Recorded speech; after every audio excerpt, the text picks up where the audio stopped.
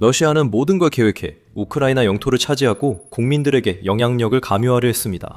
하지만 우크라이나는 러시아의 뒤통수를 제대로 때렸습니다. 대규모 탈러시아와의 쓰나미가 우크라이나를 휩쓸며 푸틴의 세력을 쓸어내고 있습니다. 점령당했던 땅들이 되찾아지고 있습니다. 러시아의 영향력은 곧 끝날 것입니다. 무언가가 막 시작됐고 러시아는 이를 막을 방법이 없습니다. 그 무언가는 바로 진격입니다. 남동쪽 깊숙한 곳에서 우크라이나 군대가 러시아 병사들을 닥치는 대로 격파하고 있습니다. 회색지대가 정리된 후 우크라이나가 러시아가 안전하다고 여겼던 거점들을 탈환하고 있습니다. 이것이 반격입니다. 네, 그리고 계속 시청하시면 알게 되겠지만 이번 반격은 봄에 있을 러시아의 공세에 맞서 강력한 방어선을 구축하기 위해 이루어지고 있습니다. 하지만 그 이면엔 더 깊은 것이 있습니다. 우크라이나에겐 단순한 영토 회복이 아니라 러시아 영향력 축출이 중요합니다. 이것은 푸틴에게 아무리 애를 써도 우크라이나가 번번이 러시아화 정책을 거부하고 있다는 것을 가르쳐주는 것입니다. 모든 것은 그레이존에서 시작됐습니다. 전통적인 의미에서 그레이존이란 적대감이 존재하지만 그 적대감이 진정한 국가 대 국가의 충돌로 이어질 만큼의 임계점에는 이르지 않은 지역을 말합니다. 지난 몇 달 동안 러시아 드론과 전투기가 나토 영공을 침범한 사례들을 생각해보면 이해가 될 것입니다.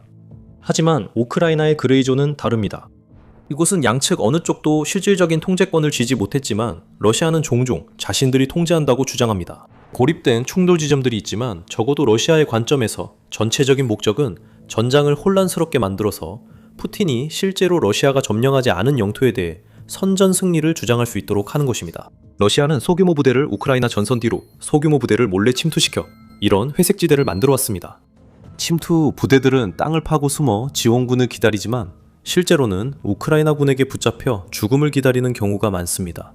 그래도 이 지역들에서는 혼란이 지배하고 있고 러시아는 이를 이용해 우크라이나가 푸틴이 전 세계에 멈출 수 없는 진격이라고 주장하는 것을 막을 수 없다고 주장하면서 러시아화할 기회를 만듭니다. 사실과는 전혀 다르고 우크라이나가 남동부에서 펼치고 있는 탈러시아화 작전이 그 완벽한 예시입니다. 모든 것은 2월 25일 유로마이덴 프레스 보도처럼 우크라이나 남동부 회색지대 정리에서 시작됐습니다. 이 작전은 약 4주 전 2월 초에 시작됐으며 우크라이나가 매우 즉각적이고 중요한 목표인 러시아 침투자들의 작은 거점을 소탕하는 데 성공했습니다. 러시아군의 큰 혼란을 초래한 스타링크 중단 사태 속에서 우크라이나는 러시아군과 우크라이나군을 분리하는 남동부 회색지대에 수색 및 선별부대를 파견했습니다. 이 지역은 드니프로페트로우스크주의 우크라이나가 통제하는 포크로브스카 정착지에서부터 자포리자주의 러시아가 통제하는 훌리아폴라 마을까지 약 30km, 즉 약 18.6마일에 걸쳐 있습니다. 우크라이나가 조치를 안 하면 그 회색지대는 러시아화될 위험이 있었습니다. 그래서 우크라이나는 밀어붙이고 수색하고 파괴했습니다. 이제 회색지대에 대한 통제권을 확보한 우크라이나는 목표를 바꿨고 더 이상 침투자만을 겨냥하지 않습니다. 우크라이나는 남동부에서 러시아 영향력을 완전히 제거하려 대대적 조치를 시행 중입니다. 우크라이나는 많은 정착지와 영토를 탈환하고 있습니다. 회색지대가 정리되며 진격이 시작됐고 우크라이나는 여러 정착지를 탈환했습니다. 이 모든 중심에는 타노바 마을이 있습니다. 타노바는 드니프로페트로우스크에 있지만 자포리자와 도네츠크 경계와도 가깝습니다. 작은 마을로 전쟁으로 폐허가 되기 전 인구는 300여 명이었습니다. 우크라이나군 덕분에 이곳은 탈러시아화 상징이 됐습니다. 이곳은 우크라이나가 남동부 반격에서 처음 탈환한 정착지이자 이후 모든 일이 벌어진 무대가 된 마을입니다. 모든 것은 2월 21일에 시작되었습니다. 그때 토르킬 65X 계정 이 타노바에서 일어난 일에 대한 사진과 설명을 게시했습니다. 우크라이나 제425 돌격연대 2대대 소속 부대들이 그 정착지로 진입을 시작했습니다. 그곳에는 몇 주 전 정착지를 점령한 러시아 제69 어모여단 참호의 일부 병력이 있었습니다. 우크라이나의 공격은 오래가지 않았고 오래갈 필요도 없었습니다. 러시아군이 통신 두절로 이미 혼란에 빠진 상황에서 우크라이나는 기록적인 시간 안에 타노바의 탈러시아화를 완수했습니다. 정착지 통제권을 얻은 우크라이나는 남동쪽으로 진격할 준비를 하며 베레조바를 다음 목표로 삼았습니다. 타노바는 러시아의 신호였습니다. 유로마이단 프레스가 지적하듯이 우크라이나가 이 마을을 적극적으로 탈환한 것은 회색지대 소탕 작전이 새로운 형태의 작전으로 바뀌었다는 신호였습니다. 이것은 우크라이나가 남동부의 가능한 한 많은 거주지에서 러시아군을 몰아내고 그 거주지들에서 러시아의 영향력을 제거하며 봄에 시작될 것으로 예상되는 푸틴의 러시아화 재개 캠페인에 대비하는 작전입니다. 우크라이나가 더 깊숙이 밀고 들어가기까지 오래 걸리지 않았습니다. 우크라이나군이 타노바에서 러시아군을 몰아낸 시기와 비슷하게 프라우다는 우크라이나가 칼리니브스카 정착촌 인근에서도 점령군을 퇴각시켰다고 전했습니다. 2월 24일 타노바 해방 소식 후 사흘 만에 우크라이나는 러시아의 저지를 뚫고 8개 정착촌을 해방했습니다. 나디즈나, 안드리브카, 나차예브카, 오스토피르스카, 그리고 노바자포리자 모두 우크라이나의 손에 다시 들어왔습니다. RBC 우크라이나는 2월 24일 전까지 2주간 이 정착촌들에 러시아군의 흔적이 없었다고 보도했습니다. 타노바가 우리가 알게 된 첫 해방 정착촌일 순 있어도 우크라이나가 처음 정리한 정착지는 아닌 것 같습니다. 여기서 우리는 회색지대 정리작전과 함께 시작된 정착촌 탈러시아화 캠페인을 보고 있습니다. 여러 면에서 이해됩니다. 러시아 침투자들은 파괴된 정착촌 잔해를 왼신초로 삼았을 것입니다. 우크라이나는 침투자들을 소탕하며 마을과 도시를 해방하고 남동부에서 러시아의 영향력을 무너뜨리고 있었습니다. 2월 23일까지 우크라이나군 총사령관 올렉산드르 시에르스키는 우크라이나가 약 400제곱킬로미터, 즉 약 154제곱마일의 영토를 해방시켰다고 보고했습니다. 그 수치를 기억해두세요. 몇 분 후에 왜 그게 그렇게 중요한지 다시 설명드릴 겁니다. 하지만 지금 러시아에게 이 상황이 의미하는 바는 아주 간단합니다. 4개월간의 침투가 우크라이나의 탈러시아화 작전 3주 만에 물거품이 되어버렸습니다. 프랑스 군사분석가 클레망 밀랑에 따르면 그는 2월 21일 우크라이나 남동부 여러 정착지가 해방 소식이 나오기 직전 우크라이나가 무엇을 해왔는지 지도로 정리했습니다. 밀랑은 위성사진과 우크라이나가 러시아 진지에 대한 포격을 대폭 늘렸다는 사실이 결합되어 청소가 탈러시아화로 전환되었음을 확인했다고 보고했습니다. 밀랑은 테르노바 방향에서 3,000건의 추가 포격이 있었으며 이는 우크라이나가 2022년에 장악했던 방어선 대부분을 다시 통제하게 됐다고 밝혔습니다. 대전 차후 철조망 그리고 용치가 우크라이나로 돌아왔으며 이는 봄에 러시아를 뚫고 나갈 요새화의 기반을 제공하게 되었습니다. 밀랑은 포병과 공습 지도를 사용해 우크라이나가 실제로 전진했고 러시아가 남동부에서 후퇴하고 있음을 보여주었습니다. 러시아의 포격은 사실상 멈췄는데 이는 우크라이나가 해방한 정착지에 주둔했던 러시아군이 더 이상 사정권 내에 있지 않다는 명확한 신호입니다. 러시아군이 퇴각하고 우크라이나가 사격을 이어가고 있습니다. 이 상황은 우크라이나의 큰 이익입니다. 밀란은 러시아가 3주 만에 최소 4개월간의 후방 침투를 이뤘다며 이는 파크로브스키 방어선과 자포리자까지 H-15 고속도로를 강화할 시간을 벌어준다고 밝혔습니다. 밀란은 더 많은 일이 있을 것이라며 보고를 마치고 편리한 지도로 우크라이나가 남동부에서 얼마나 깊숙이 밀고 들어갈 것으로 보는지 흰 선으로 보여줍니다. 그 흰 선에는 이미 철조망이 설치되어 있습니다. 이는 우크라이나가 그 선을 완전히 장악해 방어선을 넓히고 러시아가 차지한 지역 내 회색지대를 더 깊이 밀어넣으려는 것임을 의미합니다. 이것은 우크라이나의 평범한 반격이 아닙니다. 이는 러시아 군대의 통신 붕괴로 인해 전장이 대대적으로 재편된 결과입니다. 그 내용을 더 깊이 파헤치기 전에 여러분은 더 밀리터리 쇼를 시청하고 계십니다. 아직 구독 안 하셨나요? 지금이 좋은 기회입니다. 우크라이나의 남동부 탈러시아화 작전은 2월 초에 시작되었습니다. 왜냐하면 바로 그 시기에 일론 머스크와 스페이스X가 러시아가 공격을 조율하는 데 사용하던 불법 스타링크 단말기에 대해 마침내 조치를 취하기로 결정했기 때문입니다. 유로마이단 프레스 보도에 따르면 이 밀수된 단말기들은 700마일에 달하는 전선 전역에서 사용되어 왔으며 러시아는 이를 통해 부대를 조율하고 심지어 드론 공격까지 수행해왔습니다. 스타링크 차단 이후 모든 것이 사라졌습니다. 설상가상으로 며칠 뒤 푸틴 본인이 직접 소셜미디어 앱 텔레그램의 접근을 제한하는 것이 좋은 생각이라고 결정했습니다. 자신의 영향력을 유지하고자 하는 욕망에서 푸틴은 스타링크가 사라지면서 생긴 공백을 어느 정도라도 메울 수 있었던 유일한 통신 채널에서 자신의 군인들을 쫓아냈습니다. 러시아 군대는 그때도 지금도 엉망입니다. 지휘소들은 공격 조율이 불가능했고 회색지대 침투자들은 지원군과 연락이 끊겼습니다. 러시아 돌격부대들은 길을 잃고 두려워했습니다. 그들이 할 수 있는 일이라고는 우크라이나의 드론 소리가 점점 가까워지는 가운데 누군가가 도와주길 바라며 그저 기다리는 것뿐이었습니다. 스타링크가 없자 러시아 남동부 전선이 무너졌고 우크라이나는 그 기회를 활용했습니다. 8개 마을이 해방됐고 계속 늘고 있습니다. 점령당했던 땅이 되찾아졌습니다. 탈러시아화가 이제 시작될 수 있습니다. 이게 체스 게임이라면 스타링크를 잃은 직후 푸틴이 텔레그램을 빼앗으려는 결정은 마치 자신의 퀸을 그냥 내던지는 것과 같습니다. 왕은 드러나 길을 잃었고 우크라이나의 말들이 전진하며 궁지에 몰렸습니다. 비둘기와 체스 두지 말라는 농담이 있습니다. 비둘기는 체스판의 말을 모두 걷어차고 똥을 싸고 자신이 이긴 듯 으스대며 떠나기 때문입니다.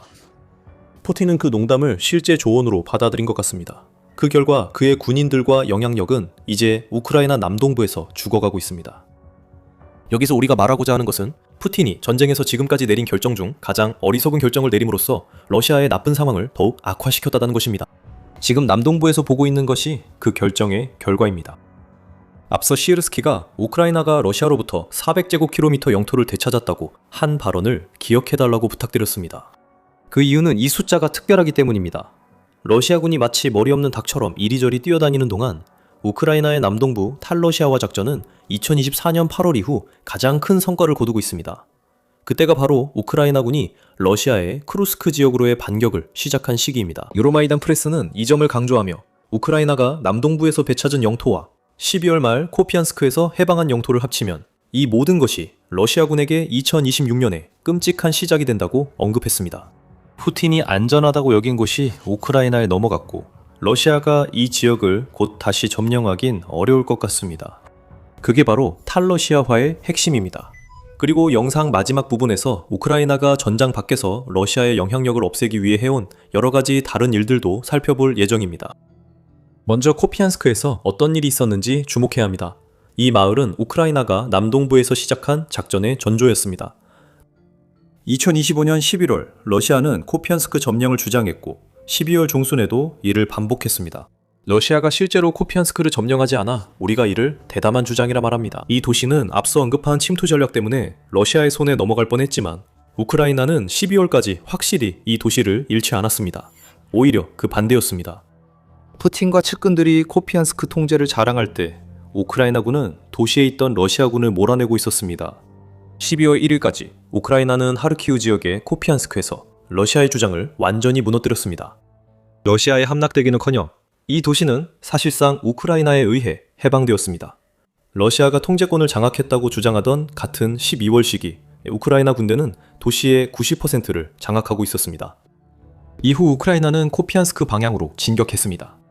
유로마이단 프레스에 따르면 우크라이나군은 12월 11일부터 25일 사이 코피안스크 방향에서 최소 183제곱킬로미터, 약 70.6제곱마일의 영토를 탈환했습니다. 이는 2월에 남동부에서 해방한 모든 영토에 더해지는 성과입니다.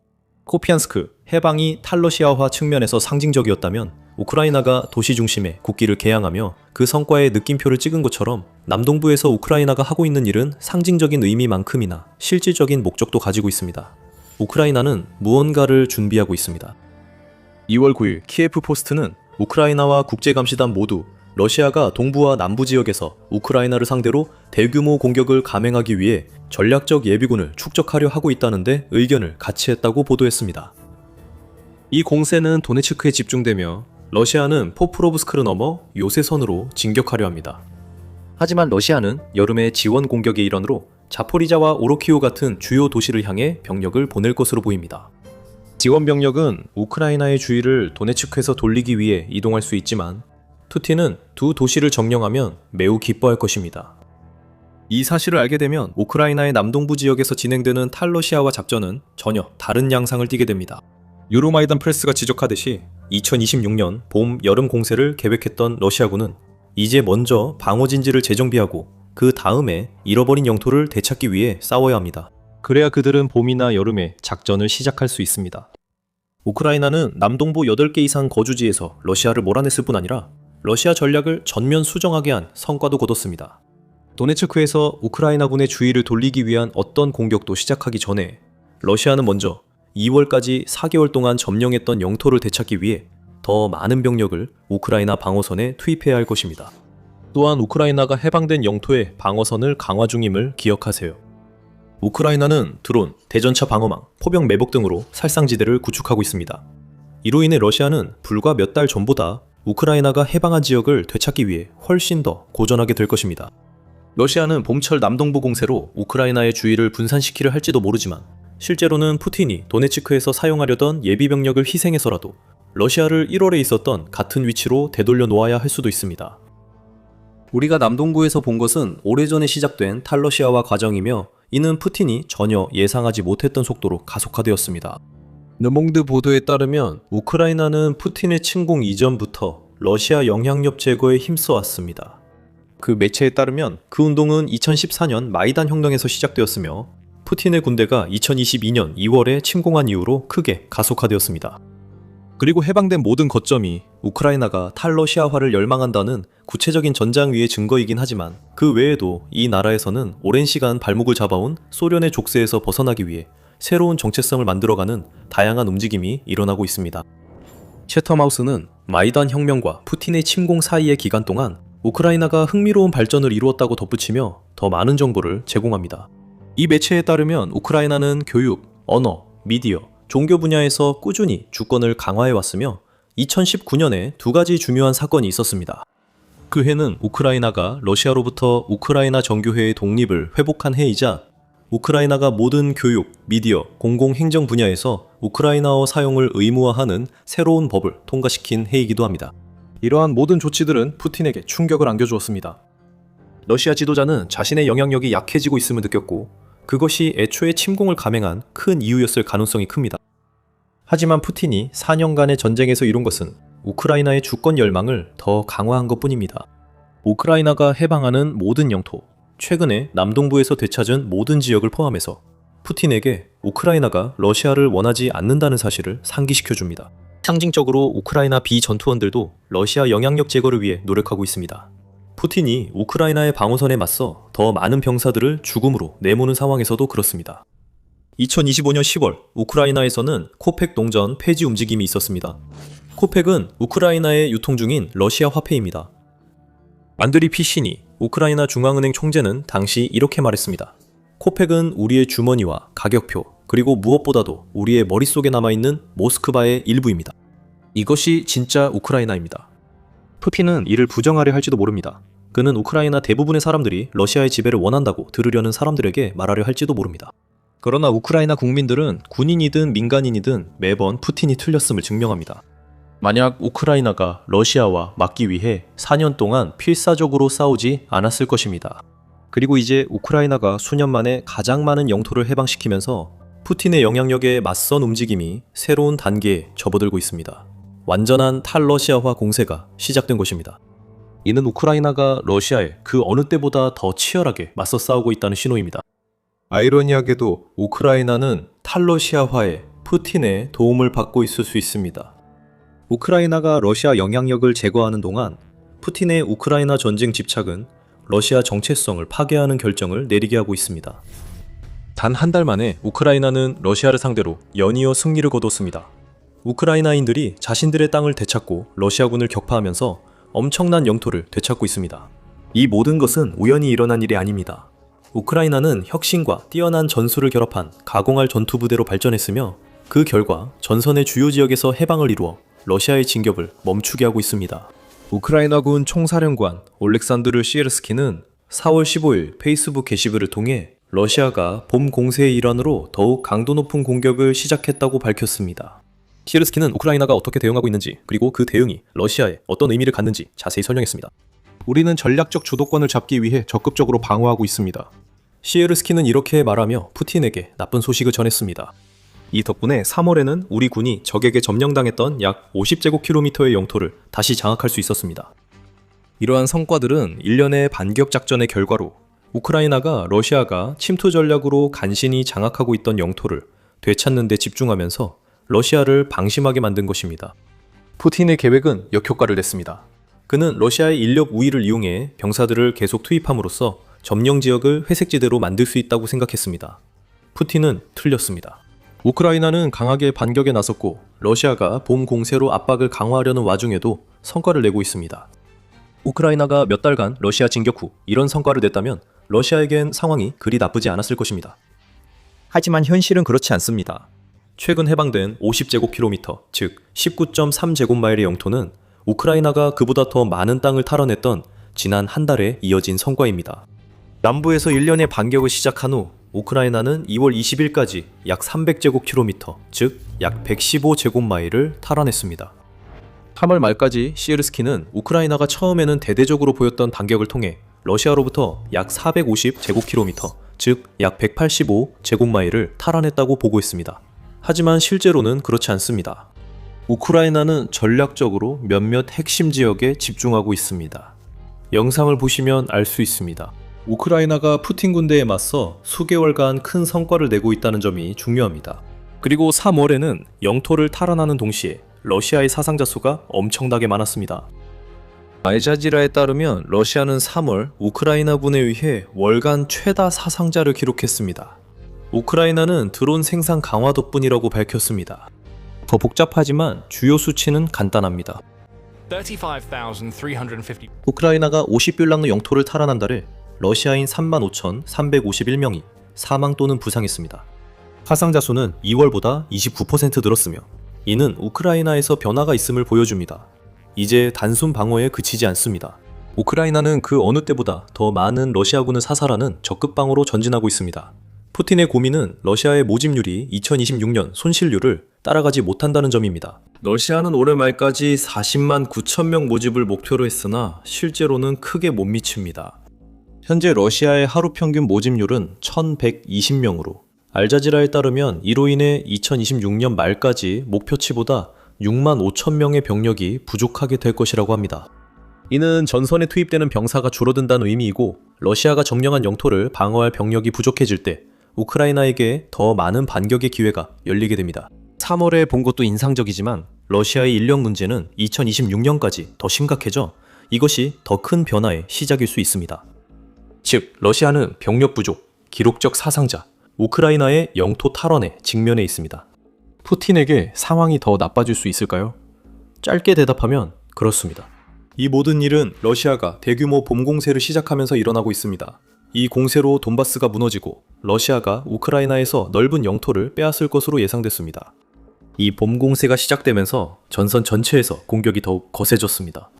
러시아는 푸틴이 지금까지 사용해온 유일한 전략을 따르며 콘스탄티니우카, 리만, 드니프로페트로우스크, 자포리자, 그리고 도네츠크의 요새화된 도시 방어선 방향으로 병력을 파상적으로 투입하고 있습니다. 우크라이나가 무너질 때까지 우크라이나 방어선에 총알바지 병력을 계속 들이붓는 것입니다. 올렉산드리우카와 포크로스크 방향에서도 치열한 전투가 보고되고 있는데 포크로스크는 러시아가 지난해 12월부터 점령했다고 주장해온 도시입니다. 기본적인 논리로는 공격이 많아질수록 러시아가 더 많은 영토를 점령해야 하지만 실제로는 그렇지 않았습니다. 실제로 전선 전반에서 우리가 목격하고 있는 것은 러시아의 진격 속도가 크게 둔화되고 있다는 점입니다. 비즈니스 인사이더는 이 점을 강조하면서 푸틴의 군대가 2025년 3월에는 하루에 약 12.9 제곱킬로미터, 즉 5제곱마일의 속도로 전진하고 있었다고 언급했습니다. 1년이 지난 지금 진격 속도는 비교적 초라한 하루 2.58 제곱킬로미터, 즉 1제곱마일로 줄어들었습니다. 다시 말해 러시아의 진격 속도는 불과 1년 만에 5분의 1로 줄어들었습니다. 그리고 러시아의 상처에 소금을 뿌리듯 우크라이나가 주도권을 빼앗았습니다. 우크라이나는 하루에 4.66 제곱킬로미터, 즉 1.8 제곱마일을 탈환하며 러시아가 얻는 것에 거의 2배에 달하는 성과를 거두고 있습니다. 이 모든 것이 러시아에게 의미하는 바는 아주 간단합니다. 봄 공세의 시작은 완전한 실패로 끝났다는 것입니다. 프랑스 24에 따르면 전쟁연구소 ISW 26년 3월 작전의 마지막 못을 박았습니다. 우크라이나와 러시아의 진격을 비교해보면 3월은 2년 반 만에 러시아의 이득이 순제로에 그친 첫 번째 달입니다. 우크라이나가 러시아를 앞서가고 있습니다. 우크라이나는 러시아의 승리 행진이 시작될 예정이었던 바로 그 달에 러시아보다 더 나은, 더 효과적인 공세를 펼치며 푸틴을 망신시키고 있습니다. 이것은 단순히 푸틴에게 굴욕적인 것만이 아니라 우크라이나가 만들어낸 21세기 전장에서 문제가 사라질 때까지 사람을 계속 투입하라는 그의 전략이 얼마나 형편없이 작동하는지를 보여주는 완전한 재앙입니다. 지금 우리가 보고 있는 것은 상황이 우크라이나에게 유리하게 바뀌기 시작했다는 것이고 바로 이렇게 일어나고 있습니다. 우크라이나가 수적으로 우세한 러시아군에 맞서 성공하는 명확한 이유는 드론입니다. 우리는 그냥 드론이 했다고 말하고 끝낼 수도 있습니다. 하지만 그게 전부는 아닙니다. 그래도 드론은 매우 중요합니다. 아까 우리가 언급했던 3월 사상자 수치 기억하시나요? 35,351명의 러시아 군인이 사망하거나 부상당했습니다. 유로마이단 프레스에 따르면 그 사상자의 무려 96%가 드론에 의해 발생했다고 합니다. 우크라이나의 공중 지상 로봇이 러시아 봄 공세에 큰 타격을 주며 푸틴이 노리는 지역을 지키고 다른 곳에선 진격을 이어가고 있습니다. 참고로 우크라이나 드론 우위가 더욱 강화되고 있습니다. 2026년 영국은 12만 대 이상의 드론 패키지를 우크라이나에 지원할 예정이며 이는 우크라이나가 자체 생산 중인 수백만 대 드론에 추가됩니다. 장거리 드론 전쟁에서도 러시아 상황은 나아지지 않습니다. 오랫동안 러시아가 우위를 보였던 분야에서 장거리 드론은 우크라이나의 도시와 기반 시설에 막대한 피해를 입히는 데 쓰여왔습니다. 다시 한번 푸틴은 지상전처럼 물량을 중시했습니다. 하지만 3월에 또 다른 전환점이 있었습니다. ABC 뉴스에 따르면 3월은 전쟁 전체를 통틀어 우크라이나가 러시아를 향해 장거리 드론을 러시아보다 더 많이 발사한 첫 번째 달이었습니다. 그 차이는 상당합니다. 우크라이나 드론이 7,347대인 반면 러시아 드론은 6,462대였습니다. 또한 푸틴에게 악재인 점은 우크라이나의 신형 요격 드론이 저렴하게 샤헤드 드론을 격추하며 3월 러시아 드론에 대한 요격률이 거의 90%에 달하는데 크게 기여했다는 것입니다. 러시아는 우크라이나보다 드론 발사가 적고 최근 성과도 예전보다 낮아졌습니다. 즉 3월은 푸틴에게 전장에서만 재앙이 아니었다는 뜻입니다. 우크라이나가 장거리 타격에 집중하는 것은 러시아 전쟁 기계를 내부에서 약화시키고 있음을 의미합니다. 러시아 내부에서만 우크라이나의 드론이 76개의 표적을 타격했으며 그중 15곳은 러시아 정유 부문과 관련된 시설이었습니다. 이 모든 것은 러시아를 전선에서 약화시키기 위해 이루어지고 있습니다.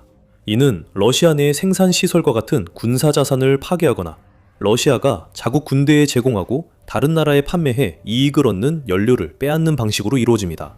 3월에 드론은 우크라이나에 큰 도움이 됐습니다. 하지만 아마 이미 알고 계셨을 겁니다. 우크라이나가 러시아를 상대로 뭔가 대단한 일을 해냈다는 이야기가 나올 때마다 드론이 그 이유 중 하나로 꼽히곤 합니다. 하지만 방금 제가 뭐라고 했는지 주목해주세요. 이유 중 하나라는 점입니다. 드론 공격 외에도 우크라이나가 러시아에 큰 성과를 거둘 수 있게 한 많은 일들이 물밑에서 진행 중입니다. 하지만 그 이야기에 더 깊이 들어가기 전에 이와 관련된 더 많은 내용이 있습니다. 더 밀리터리 쇼가 유익하다면 채널 구독 부탁드립니다.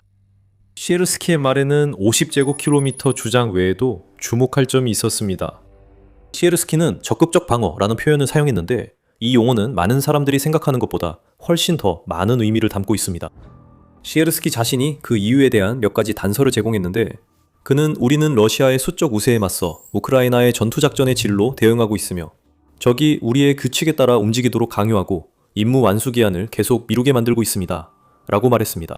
그는 우크라이나가 러시아의 군사 및 방위산업단지에 대해 러시아 본토와 점령지 모두에서 타격을 가해 러시아의 공격 능력을 약화시키고 있다고 덧붙였습니다. 우크라이나 국방장관 미하일로 페도로프 역시 2026년 초에 우크라이나가 주도권을 잡고 공격에 나설 필요성에 대해 언급했습니다. 지난 1월 페도로프는 우크라이나가 러시아의 전사자 수를 늘리는 데 집중할 것이라고 말하며 러시아의 월간 회복 불가능한 사상자 수를 5만 명으로 설정했다고 밝혔습니다. 이 점과 우크라이나군의 개혁이 결합되면 우크라이나가 러시아의 주도권을 잡을 수 있다고 했습니다. 이것이 현재 전장에서 보이는 모습입니다. 하지만 주도권을 잡는다고 해서 우크라이나가 현재 약 1200km, 즉 약 745마일에 이르는 전선 전체에서 대대적인 반격을 시작한다는 의미는 아닙니다. 우크라이나는 그보다 훨씬 더 영리하게 행동하고 있습니다. 우크라이나가 2월과 3월 모두 러시아를 상대로 성과를 거둘 수 있었던 이유는 우크라이나가 반격 전략에서 구역별 접근 방식을 취했기 때문입니다. 전쟁연구소 ISW 그것은 보지티노소 태문도 아닙니다. 분명한 이유가 있습니다. 라고 했습니다. 우크라이나가 몇 달 동안 주요 지역에서 러시아의 방어력을 약화시켜온 과정을 설명하면서 오늘날 우리가 보고 있는 반격 작전을 준비해왔다고 말했습니다. 이것은 우크라이나가 과거의 실수에서 배웠음을 보여줍니다. 우크라이나는 2023년에 러시아에 반격을 시작한 바 있습니다. 그 반격 작전은 여러 이유로 실패했는데 그중 하나가 우크라이나의 병력 분산이었습니다. 우크라이나는 지금 그 실수를 반복하지 않고 있습니다. 대신 러시아가 병력을 너무 넓게 분산시킨 지역을 주목해서 그곳에서 반격을 하고 있습니다. 그 개념은 간단합니다. 러시아가 2025년 대부분 동안 사용했던 침투 전략은 소수의 병력만 그 지역에 몰래 들여보냈더라도 영토를 점령했다고 주장할 수 있게 해주었습니다. 이러한 소규모 방어 거점들이 바로 우크라이나가 지금 노리고 있는 목표이며 그 결과는 명확하게 드러나고 있습니다. 러시아가 약한 곳을 우크라이나가 공격하고 러시아가 정말로 점령하고 싶어하는 지역에서는 굳건한 방어를 유지하면서 이러한 공격을 감행합니다. 이런 방어는 많은 사상자를 내며 러시아를 더 약화시킵니다. 푸틴은 준비도 안 된 채 병력을 전장에 급히 이동시켜야 합니다. 그러한 예상치 못한 병력 이동은 러시아를 더욱 약화시키고 우크라이나가 성과를 거둘 수 있는 더 많은 기회를 만들어냅니다. 러시아가 지금 공격을 시도하고 있는 올렉산드리브카와 드니프로페트로우스크가 그런 지역으로 비즈니스 인사이더는 언급합니다. 2026년 우크라이나 반격 소식을 듣기 전에도 우크라이나는 사용할 전략에 대한 힌트를 이미 주고 있었습니다. 하르키우 주의 쿠피안스크로 향하면서 우크라이나는 12월 말 그 도시를 점령하려는 러시아의 시도를 분수했고 쿠피안스크가 함락될 수 있다는 푸틴과 그의 측근들의 주장도 일축했습니다. 이것은 우크라이나의 현재 전략에 대한 초기 통찰을 제공했습니다. 우크라이나는 전략적으로 중요하지 않은 지역에서는 러시아가 영토를 차지하도록 두는 한편 실제로 러시아의 장기 계획에 영향을 미치는 핵심 영토를 탈환하는 데 집중하고 있습니다. 쿠피안스크에서 우크라이나가 러시아의 힘과 시시도를 평화협상전 저지했습니다. 우크라이나는 올렉산드리에프카와 드니프로페트롭스크에서 도네츠크의 러시아군을 보호하기 위한 완충지대 구축을 막고 자포리자에서는 러시아 진격도 저지하고 있습니다. 이는 우크라이나의 작전 계획이 성숙해졌으며 러시아의 목표를 예측하고 방어가 어려운 곳에서 효과적으로 대응하는 능력이 향상되고 있음을 보여줍니다. 비즈니스 인사이드에 따르면 우크라이나의 델타 시스템은 클라우드 기반 전장 관리 시스템으로 드론과 부대들이 기록한 실시간 데이터를 검토할 수 있게 하며 큰 역할을 하고 있다고 합니다. 우크라이나는 지속적으로 최신 정보를 입수하여 작전 계획에 반영하고 있습니다. 우크라이나의 접근 방식이 성숙해졌다는 점은 군 지휘 체계에서도 드러납니다. 우리는 이미 페도로프가 우크라이나 군사 구조 개편을 진행 중이라고 언급했습니다. 우크라이나는 부대 간의 협조를 강화하고 작전 계획을 지원하는 핵심 시스템으로 전환하고 있습니다. 이 변화는 이미 전선에 반영되며 우크라이나는 중거리 타격에 새롭게 집중하고 있습니다. 우크라이나는 기존 FPV 드론보다 멀리 날아가고 장거리 드론보다 저렴한 신형 드론 도입으로 도네츠크 등 점령지에서 더 많은 표적을 타격하고 있습니다. 우리는 앞서 우크라이나가 러시아의 방공망을 표적으로 삼고 있다는 점을 언급했습니다. 이것에도 분명한 목적이 있습니다. 키예프 인디펜던트에 따르면 2025년 6월부터 2026년 3월 사이에 우크라이나는 러시아 방공 시스템을 상대로 429회의 공격을 감행했다고 합니다. 그런 공격들이 현재 중거리 공격을 가능하게 했습니다. 우크라이나는 이러한 공격을 통해 점령지에 있는 러시아의 탄약고와 샤이드 드론 저장소를 타격하고 있습니다. 지휘소와 병력 집결지를 타격해 러시아가 필요한 것을 갖추지 못한 최전방 부대를 투입하도록 만들고 있습니다. 이는 한때 러시아의 후방 인프라를 보호하던 방공망이 무력화되었기 때문에 가능해졌습니다. 이로 인해 우크라이나가 러시아의 군수 및 보급선을 타격할 수 있는 안전한 공중 통로가 만들어졌습니다. 우크라이나의 전략은 복잡하고 많은 조율이 필요합니다. 하지만 다음과 같이 요약할 수 있습니다. 우크라이나는 러시아를 내부에서 약화시켜 2, 3월과 같은 반격 기회를 만들고 있습니다. 그렇다고 이런 반격이 전쟁을 끝낼 수 있을까요? 아닙니다. 애초에 그런 목적이 아닙니다. 다시 말하지만 모두 시에르스키의 적극적 방어에 관한 얘기입니다. 우크라이나는 다른 지역을 더 잘 방어할 수 있도록 영토와 전략적 거점을 확보하고 있습니다. 도네츠크를 예로 들어보겠습니다. 이제 우크라이나가 러시아가 완충지대로 사용하려 했던 남부 영토를 해방시켰기 때문에 더 많은 병력을 북쪽과 도네츠크 지역으로 이동시킬 수 있게 되었습니다. 러시아가 이에 대응하려면 원래 도네츠크로 보내려던 병력을 남쪽으로 보내야 합니다. 어느 쪽이든 우크라이나가 전장의 다른 지역에서 주도권을 잡으면서 러시아의 도네츠크 진격 시도는 약화되었습니다. 또 다른 요인도 있습니다. 러시아가 우크라이나 전술을 파악했다고 할 때쯤 우크라이나는 푸틴에게 새로운 놀라움을 줍니다. 키예프 포스트에 따르면 우크라이나는 지하 경로로 병력과 장비를 이동 중입니다. 그 매체는 추가 정보는 없었지만 우크라이나가 조성한 살상구역에 터널 네트워크 구축에 투자한 것은 알려져 있습니다. 그 터널들은 러시아 침입자 매복 공격에 사용됐고 아마 지금도 사용 중일 것입니다. 이제 우크라이나가 만든 지하 네트워크가 충분히 커져 터널들을 물류 동맥으로 쓸 수 있게 됐을 것입니다. 러시아는 그런 일이 일어날 거라고 전혀 예상하지 못했을 겁니다. 그게 바로 핵심이죠. 속도와 혁신은 우크라이나가 러시아보다 가진 핵심 이점이었습니다. 지금 이 순간에도 우크라이나는 러시아와 적극적으로 싸우고 있는 군 부대에 연구와 개발을 통합하기 위해 노력하고 있다고 전략국제문제연구소는 주장합니다. 우크라이나는 방공요원 훈련 체계를 개선했고 이는 기술적 우위를 활용해 러시아를 타격하는 데 도움이 되고 있다고 합니다. 시에르스키도 우크라이나 군대가 결코 가만히 있지 않는다고 말합니다. 우크라이나 군대는 매달 자국이 실시하는 전투작전에 대한 평가를 진행하며 이를 통해 전술을 다듬고 어떻게 개선할 수 있을지 파악합니다. 군 지휘의 모든 단계에서의 협조입니다. 간단히 말해서 우크라이나는 항상 더 나아질 방법을 찾고 있습니다. 푸틴은 오랜 전술로 전쟁을 치르는데 만족했을 것입니다. 러시아는 여전히 적응에 어려움을 겪고 있습니다. 네, 러시아는 우크라이나의 드론을 사용하지만 2026년에도 2022년과 같은 소모전 전략을 고수하고 있으며 이 전략은 점점 무너지고 있습니다. 우리가 우크라이나가 러시아로부터 50제곱킬로미터 영토를 되찾은 것을 믿을 수 없는 승리라고 할 때 단순히 영토만을 의미하지 않습니다. 물론 그것도 중요하지만 우크라이나에 더 중요한 것은 이런 성과가 나라의 지속적인 적응과 성장 능력 덕분이라는 점입니다. 푸틴의 침공은 잔혹했지만 우크라이나를 세계 강력한 군사 강국 중 하나로 만들었습니다. 이제 반격이 시작됐습니다. 우크라이나는 영토를 되찾고 기록적인 수의 러시아 병사들을 격파하면서 주도권을 잡고 있습니다. 2026년 봄은 러시아의 마지막 공세 시기로 예상됐지만 오히려 우크라이나가 러시아 침공을 끝내 시작점으로 보이기 시작했습니다. 사람들은 우크라이나가 질 거라 했습니다. 전쟁에서 질 거라고 했습니다. 그건 불가피하다고 했죠. 러시아는 너무 크고 강하니까요. 군사 초강대국이었으니까요. 약소국 같은 상대와 맞서 싸웠으니까요. 서방이 도와줘야 한두 달이라도 더 버틸 가능성이라도 생겼으니까요. 상황이 정말 많이 변했네요. 이제 우크라이나는 전쟁에 능숙해져 미국도 이란 문제에서 우크라이나의 도움이 필요할 정도로 강해졌습니다. 예전엔 타국에 의존하던 그 나라가 이제는 동맹국들이 현대전 전반에서 신뢰할 수 있는 국가로 준비되었습니다.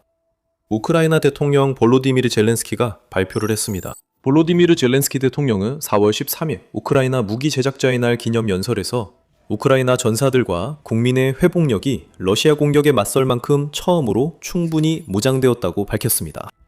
이것이 의미하는 바는 우크라이나가 푸틴의 침공 이후 수많은 동맹국들로부터 받은 지원과 자국 방위 산업의 발전을 결합하여 푸틴이 항상 두려워했던 그런 강국이 되었다는 것입니다. 지금 우크라이나는 역사상 가장 강하며 보로디미르 젤렌스키 대통령이 이를 신속히 세계에 알리고 있습니다. 우크라이나 대통령은 러시아가 우크라이나의 국가 성과 자유를 파괴하려 한 것은 이번이 처음이 아니다 라고 밝혔습니다. 이어 그는 하지만 이제 우크라이나인들은 그 어느 때보다 더 강한 위치에 있습니다. 2014년보다 더 강하고 20세기보다 더 강하며 그 어떤 이전 시기보다도 더 강합니다 라고 말했습니다. 일부에게는 이런 날이 공허하게 들릴 수 있습니다. 푸틴은 세계가 젤렌스키의 말을 그렇게 듣기를 원합니다. 수년간 러시아 대통령은 러시아가 언제든 우크라이나를 정복할 수 있는 강대국임을 강조해왔습니다. 벌써 4년이 넘었지만 그 언제든지는 아직 오지 않았습니다. 그럼에도 불구하고 러시아는 여전히 자신들이 우세하다는 이야기를 하고 있습니다. 3월 말 푸틴은 우크라이나에 2달 안에 돈바스 철수 요구하며 거부 시 러시아군이 진격해 점령하겠다고 했습니다. 러시아는 수년간 시도했으나 아직 성공하지 못했습니다. 그 전에 무너뜨려야 할 요새화된 방어선도 남아있습니다. 우리가 현장에서 보고 있는 현실은 젤렌스키가 우크라이나의 모습이라고 말해온 바가 실제로 그대로 현실이 된 것이라는 것입니다. 그리고 결과가 모든 것을 말해줍니다.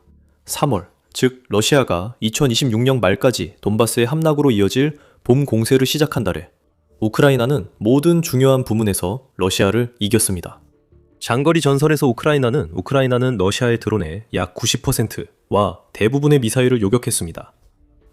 러시아 드론 10대 중 1대 10,000명 중하는 상황에서 우크라이나가 전쟁 후 처음으로 장거리 공격 우위를 확보했습니다. 우크라이나는 3월 한 달 동안 러시아가 우크라이나에 발사한 것보다 885대 더 많은 장거리 드론을 러시아에 발사했으며 총 7,347대라는 엄청난 수치에 달했습니다. 이는 매일 237대의 무인항공기가 러시아 영토를 공격한 셈입니다. 3월 내내 곳곳에서 기록이 깨졌습니다. 4월 17일 러시아는 2026년 들어 지금까지 하루 동안 가장 많은 사상자를 냈습니다. 푸틴의 병사 1,710명이 우크라이나의 무기에 쓰러졌습니다. 한 달이 끝날 무렵 러시아는 사망 또는 부상으로 35,351명의 병력을 잃었습니다. 이는 올해 들어 가장 높은 수치이자 4년 넘게 이어진 전투에서 기록된 월별 사상자 수 중에서도 손꼽히는 기록입니다. 4월은 러시아의 총 사상자 수가 130만 명을 넘어선 달이기도 했습니다. 그리고 도네츠크, 즉 러시아가 여전히 우크라이나로부터 빼앗으려 하는 돈바스 지역에서는 푸틴의 군대가 우크라이나 영토 1제곱킬로미터를 점령할 때마다 316명의 병력을 잃고 있습니다. 이는 0.38 제곱마일에 해당하는 면적입니다. 즉 러시아는 점령한 1제곱마일마다 약 900명의 병력을 잃고 있는 셈입니다. 그렇다고 해서 러시아가 많은 영토를 점령하고 있는 것도 아닙니다.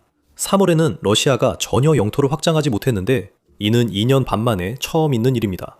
러시아가 얻은 모든 이득은 우크라이나도 자체적인 진격 성과를 내며 상쇄되었고 그 결과 러시아는 아무런 진전도 없이 3만 5천 명 이상의 병력을 잃었습니다.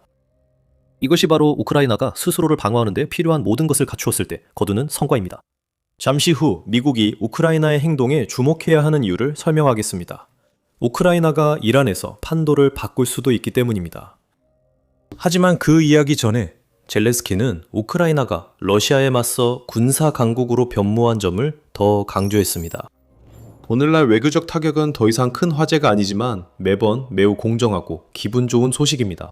우크라이나 대통령은 오늘날 드론이 전쟁 방식을 근본적으로 바꿨으며 과거에는 포병 수가 중요했지만 이제는 보병의 용기와 드론 활용 규모가 전장을 좌우한다고 밝혔습니다.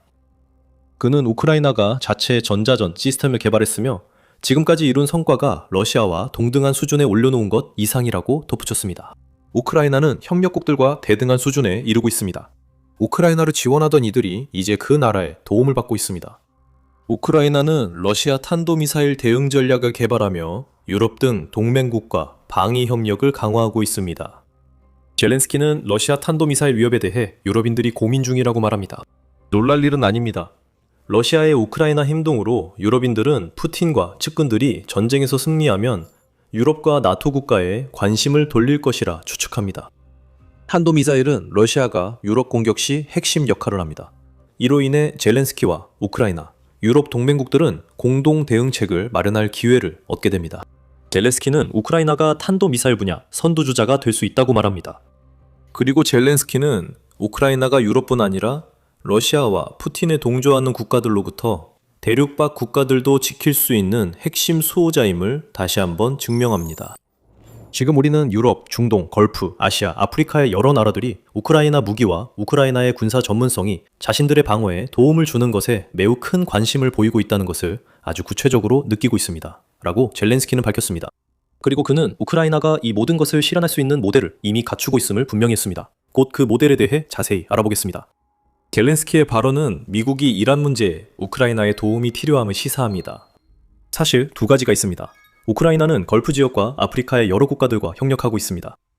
미국이 이란을 상대로 에피퓨리 작전을 시작하자 이란은 호르무즈 해협을 봉쇄하고 걸프 이웃 국가에 드론을 보내기 시작했습니다.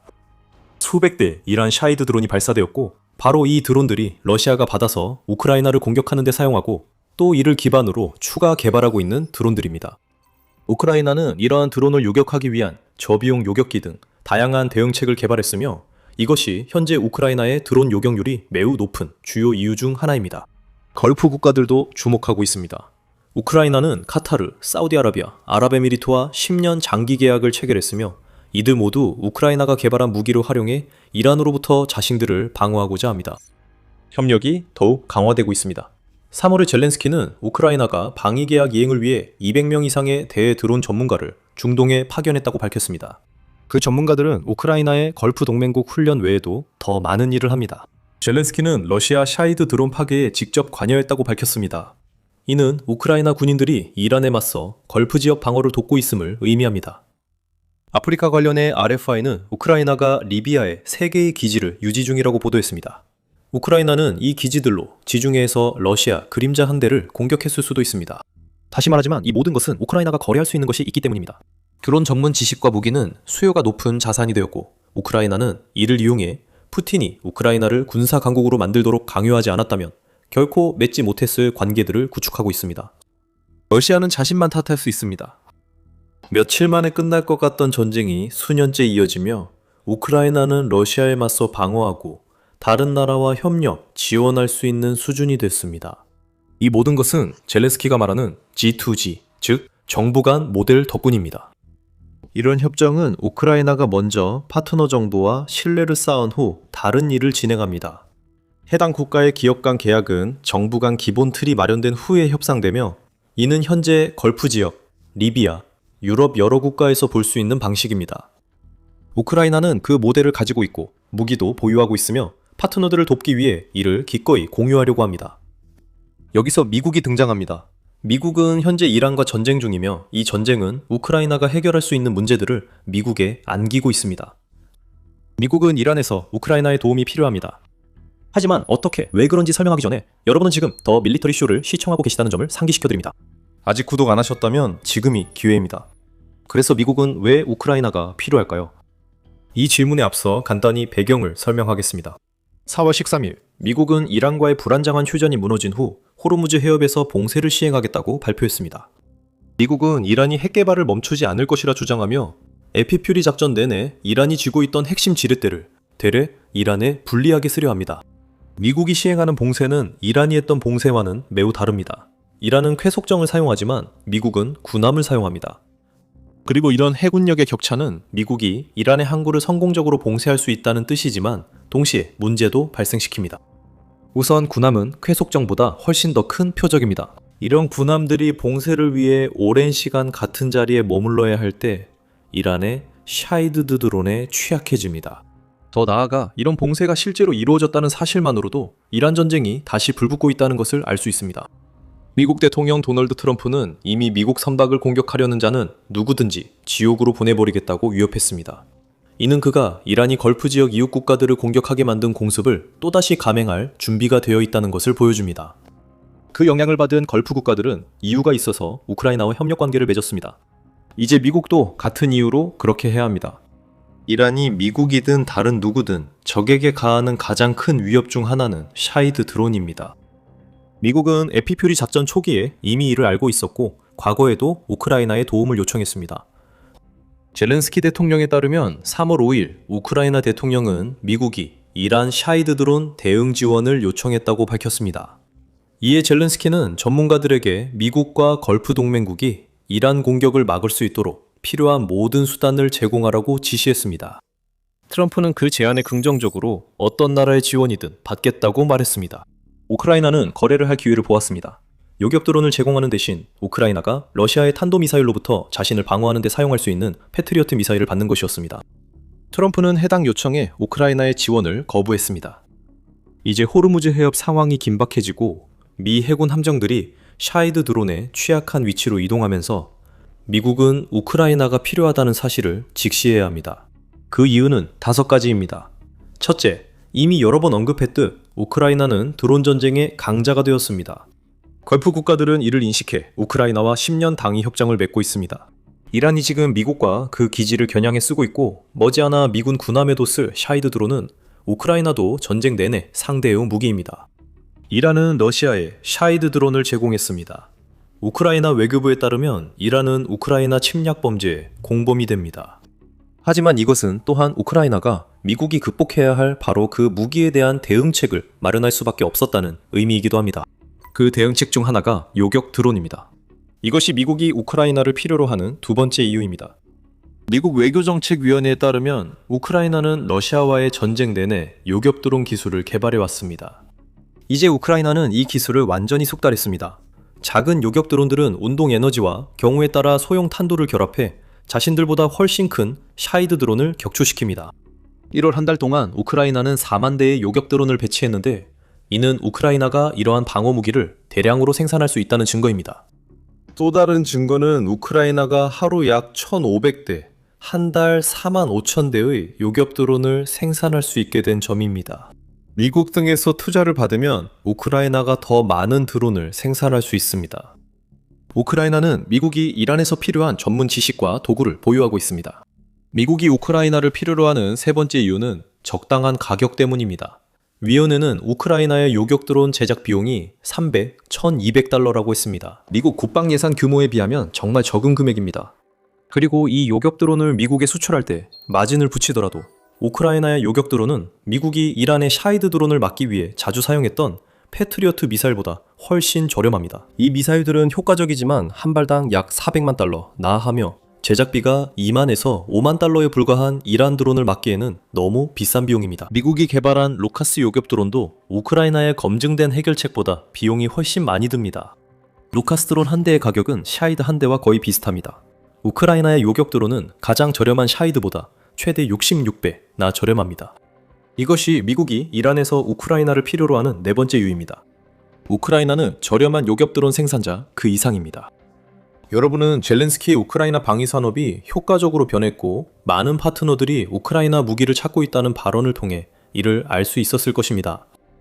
우크라이나 혁신 관련 수치를 살펴보면 4월 14일 유나이티드 24 미디어는 젤렌스키가 자국 개발 56개 무기 시스템을 공개한 영상을 보도했습니다. 56개 중 31개는 드론이었습니다. 7개는 미사일 시스템이었고 4개는 전자전 장비, 6개는 로봇 지상 플랫폼이었습니다. 기타 혁신에는 신형 장갑차 4종, 무인 해상 시스템 3종, 이동식 방공 포탑도 포함됐습니다. 이 무기 목록을 보면 대부분이 미국이 이란과의 전쟁에서 쓸 수 있는 무기들입니다. 미국은 요격 드론 외에도 우크라이나 드론으로 이란 진지와 고속정을 공격하고 무인 해상 시스템을 그 고속정들을 상대로 투입할 수 있습니다. 이미 미국 군함의 방어 체계에 이동식 방공 유닛 몇 대를 추가하면 호르무즈 해협에서 군함을 안전하게 지키는데 큰 도움이 됩니다. 우크라이나는 이란이 미국에 가하는 거의 모든 위협에 대응할 수 있도록 도와줄 수 있는 혁신가입니다. 하지만 그보다 더 중요하고 지금까지 언급한 어떤 이유보다도 더 결정적인 이유는 우크라이나가 미국에 거의 다른 어떤 동맹국도 제공하지 않는 것을 제공한다는 점입니다. 바로 에피퓨리 작전에 대한 지원입니다. 도널드 트럼프는 미국의 나토 동맹국들이 호르무즈 해협 재개방이나 미국이 이란과 시작한 전쟁에 관여하지 않으려 한다고 자주 한탄했습니다. 트럼프는 4월 8일 나토 사무총장 마르크 리터와 회담 직후 나토가 우리가 필요할 때 없었고 앞으로도 그럴 것이라 강하게 주장했습니다. 그것이 사실이든 아니든 논쟁의 여지가 있습니다. 오늘날까지 나토가 헌장 5조를 발동한 유일한 국가는 미국이며 이는 9.11 테러 이후 미국이 나토 동맹국들로부터 직접적인 지원을 받을 수 있도록 하기 위해서였습니다. 이후 많은 동맹국들이 미국을 돕기 위해 이라크와 아프가니스탄 전쟁에 참전했습니다. 하지만 트럼프의 발언은 미국이 에피퓨리 작전 시작 시 기대한 지원을 받지 못하고 있다는 점을 보여줍니다. 우크라이나는 미국의 다른 동맹국보다 이란의 러시아 샤이드 드론 지원에 더 불만이 크고 돕고 싶어 합니다. 2월 28일 미국 에피퓨리 작전 시작날 볼로디미르 젤렌스키가 X에 의견을 올렸습니다. 그는 러시아가 우크라이나에 5만 7천 대 넘는 샤이드 드론을 사용했으며 이란이 없었다면 러시아는 이를 보유할 수 없었다고 했습니다. 미국이 단호히 행동해야 합니다. 미국의 결의가 있을 때 세계 범죄자들은 약해집니다. 젤렌스키는 이런 이해가 러시아인들에게도 전달돼야 하며 미국의 행동이 중동 평화로 이어질 것이라고 믿는다고 했습니다. 기회주의적일 수 있습니다. 하지만 이는 전쟁에 직접 관여하지 않은 국가 중 미국이 에피퓨리 작전에 대해 받은 가장 강한 지지 표명 중 하나입니다. 그렇다면 미국은 무엇을 기다리나요? 우크라이나는 이란의 샤이드 드론에 대한 대항책을 갖고 있습니다. 우크라이나는 대항책을 어느 나라보다 저렴하게 만들며 세계에서 혁신적인 군사 강국 중 하나가 되었습니다. 무엇보다도 우크라이나는 미국을 돕고 싶어 합니다. 우크라이나는 미국이 가장 필요로 하는 분야에 가장 능합니다. 이제 우크라이나는 우크라이나가 필요할 때 미국이 우크라이나를 도왔던 것처럼 미국의 부름에 응할 준비가 되어 있습니다. 트럼프 행정부만이 방해가 되는 장벽인 것 같습니다. 하지만 우크라이나의 다른 분야 전문성은 미국이 협력 관계를 맺도록 설득할 수도 있습니다. 우크라이나가 제공할 수 있는 것은 무기뿐만이 아닙니다. 푸틴은 2026년에 대한 전쟁 계획을 가지고 있었고 돈바스의 붕괴와 드니프로강 좌안의 영토 점령을 목표로 했습니다. 이 모든 것은 러시아의 강한 기세로 우크라이나군이 압박에 무너지는 과정에서 일어날 예정이었습니다. 하지만 그 계획들은 이미 산산조각이 났습니다. 우크라이나가 상황을 뒤집고 주도권을 잡고 있습니다. 러시아는 2026년에 전쟁이 끝날 거라 예상했지만 결국 우크라이나가 승리할 것입니다. 푸틴은 보충보다 더 많은 병력을 소모하고 있고 러시아의 전략은 진격에만 집중하고 있습니다. 푸틴은 우크라이나에 약 70만 명의 병력을 구축했으며 이들의 2026년 임무는 여러 축을 따라 우크라이나 깊숙이 진격하는 것입니다. 드니프로강이 주요 목표입니다. 푸틴은 러시아군이 그 수로의 좌안에 최대한 가까이 접근하고 강을 건널 지점까지 도달하길 원합니다. 도네츠크는 물론 매우 중요한 의제입니다. 푸틴은 전설적인 요새선을 주시하고 있으며 러시아가 스로베니스크와 크라마토르스크 도시를 향해 진격하길 원하고 있습니다. 러시아에 매우 중요합니다.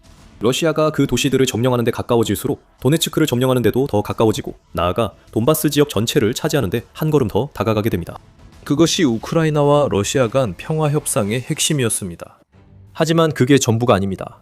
푸틴의 2026년 계획은 그야말로 야심의 극치입니다. 이 두 가지 주요 목표 외에도 러시아는 흑해 연안 통제 강화를 위해 모든 수단을 쓸 것이며 이는 결국 도네츠크 점령으로 이어집니다. 이는 우크라이나가 크림반도와 흑해 함대에 주는 압박을 줄일 수 있습니다. 침공 기간 대부분 노보로시스크에 몰려 사실상 무력화돼 있었습니다. 최근 우크라이나가 더 크고 나은 드론으로 새로운 기지를 공격해 상황이 여의치 않습니다. 3월 2일 우크라이나가 노보로시스크 흑해 함대 군함 2척을 손상시켰습니다. 그리고 계속 진행되고 있습니다. 러시아는 루안스크 점령을 완수하게 원하고 있는데 루안스크는 도네츠크와 함께 함락되어야 하는 돈바스 지역의 또 다른 핵심 지역입니다. 하지만 잠깐만요. 러시아는 우크라이나 침공 후 세 번째로 루안스크가 함락됐다고 주장합니다. 전쟁연구소 ISW는 러시아 국방부가 루안스크 지역 전체를 장악했다고 대대적으로 선언했다고 보도했습니다. 러시아 국방부가 루안스크 지역 전체를 장악했다고 대대적으로 선언했다고 보도했습니다. 하지만 러시아가 이렇게 주장한 것이 세 번째임에도 불구하고 ISW는 러시아가 실제로 루안스크의 99.84%를 통제하고 있다고 언급했지만 루안스크주는 아직 완전히 함락되지 않았습니다. 보로바 동쪽에 위치한 나디아와 노보에리브카는 여전히 저항하고 있습니다. 러시아는 루안스크가 함락됐다고 네 번째 주장하려고 그 정착지를 점령하고 싶어 할 것입니다. 네 번째 시도가 성공할 수도 있습니다. 그리고 러시아는 여전히 체르노히우에서 수미를 거쳐 하르키우 주까지 이어지는 완충지대를 만들고 싶어 합니다. 이 완충지대는 우크라이나의 역침공으로부터 러시아 국경 지역을 보호해 줄 것입니다. 자포리자와 훌라이폴라 방향 진격도 논의되고 있습니다. 자포리자 진격은 러시아가 우크라이나군이 남쪽에서 도네츠크로 진격하는 것을 막을 2차 완충지대 마련에 도움이 될 전망입니다. 정말 거대한 계획들인데 러시아가 이걸 해내려면 가진 모든 인력을 쏟아부어야 할 겁니다. 블라디미르 푸틴은 특별 군사작전 시작 이후 계속 야심차게 행동하고 있습니다. 러시아는 이미 봄 공세를 시작했고 이 공세는 여름을 거쳐 가을까지 이어질 예정입니다. 이 모든 목표를 달성하기 위한 것이죠. 하지만 진짜 문제는 이것입니다. 그 작전은 키이우를 점령하는 데 실패했고 최근의 계획들 또한 러시아가 실행에 옮기기도 전에 무너지고 있습니다. 러시아에게 무언가 변화가 생긴 것입니다. 러시아가 전장에서 모든 것을 정복하는 강력한 세력으로 자신을 내세우려 하지만 실제로 우리가 보고 있는 것은 완전히 바뀐 전세입니다. 푸틴에게 계획이 있을지 몰라도 우크라이나가 우위입니다. 러시아 시나리오는 우크라이나에 의해 완전히 무너졌습니다. 푸틴에게 2026년 은전쟁을 끝내는 해가 될 예정이었지만 오히려 러시아가 지금까지 전장에서 겪은 가장 굴욕적인 수모를 당하는 해로 바뀌고 있습니다. 그 이유는 우크라이나가 러시아의 모든 행동에 맞서기 위한 자체적인 계획을 가지고 있을 뿐만 아니라 러시아가 진격을 시도하는 와중에도 영토를 해방시킬 수 있는 반격의 무대를 동시에 준비하고 있기 때문입니다. 그 계획은 네 단어로 요약할 수 있습니다. 소모, 방어, 구축, 그리고 타격입니다. 이는 우크라이나군 총사령관 올렉산드르 시르스키가 ICTV 인터뷰에서 러시아에 대한 반격 계획을 설명하며 한 말입니다. 2026년 우크라이나는 러시아의 공격으로부터 영토를 지키기 위해 최선을 다할 것입니다. 이것이 계획의 가장 분명한 부분입니다. 우크라이나는 영토를 잃기 원하지 않습니다. 러시아의 영토를 내줄수록 푸틴은 목표에 가까워집니다. 그 영토를 지키면서 우크라이나는 이 계획의 두 번째 부분, 즉 러시아 군대를 소모시키는 것도 완수하게 됩니다. 다시 한번 논리는 분명합니다. 푸틴과 그의 측근들은 그들의 주요 전략이 우크라이나의 방어선이 무너질 때까지 병력과 장비를 쏟아붓는 것임을 여러 번 보여줬습니다. 러시아가 공격한 영토를 우크라이나가 오래 지킬수록 병력 손실과 장비 파괴가 더 커지고 이는 결국 러시아 군대의 전력을 약화시키게 됩니다. 장거리 타격은 러시아 전쟁 기계를 내부에서부터 파괴하는 우크라이나 전략의 두 번째 부분을 보완합니다. 하지만 우크라이나 전략의 세 번째와 네 번째 부분이 우크라이나에게 판도를 바꿔줍니다. 우크라이나는 군대가 진지 유지 중에 강력한 예비군을 구축할 예정입니다. 곧 알겠지만 예비군은 단순히 병사 수를 늘리는 것 이상입니다. 또한 타격 부분도 있습니다. 시르스키는 우크라이나가 러시아가 가장 약한 곳이라면 전선 어디든지 타격할 것이라고 말합니다. 즉, 우크라이나는 두 가지 이유로 최대한 많은 영토를 해방할 것입니다. 첫째, 영토 해방은 우크라이나 전쟁의 흐름을 우크라이나에 유리하게 만듭니다. 시에르스키도 지금은 적이 우리의 규칙에 따라 움직인다고 밝혔습니다. 즉, 그들은 우리가 진격하는 곳에 맞춰 전력을 집중해야 합니다.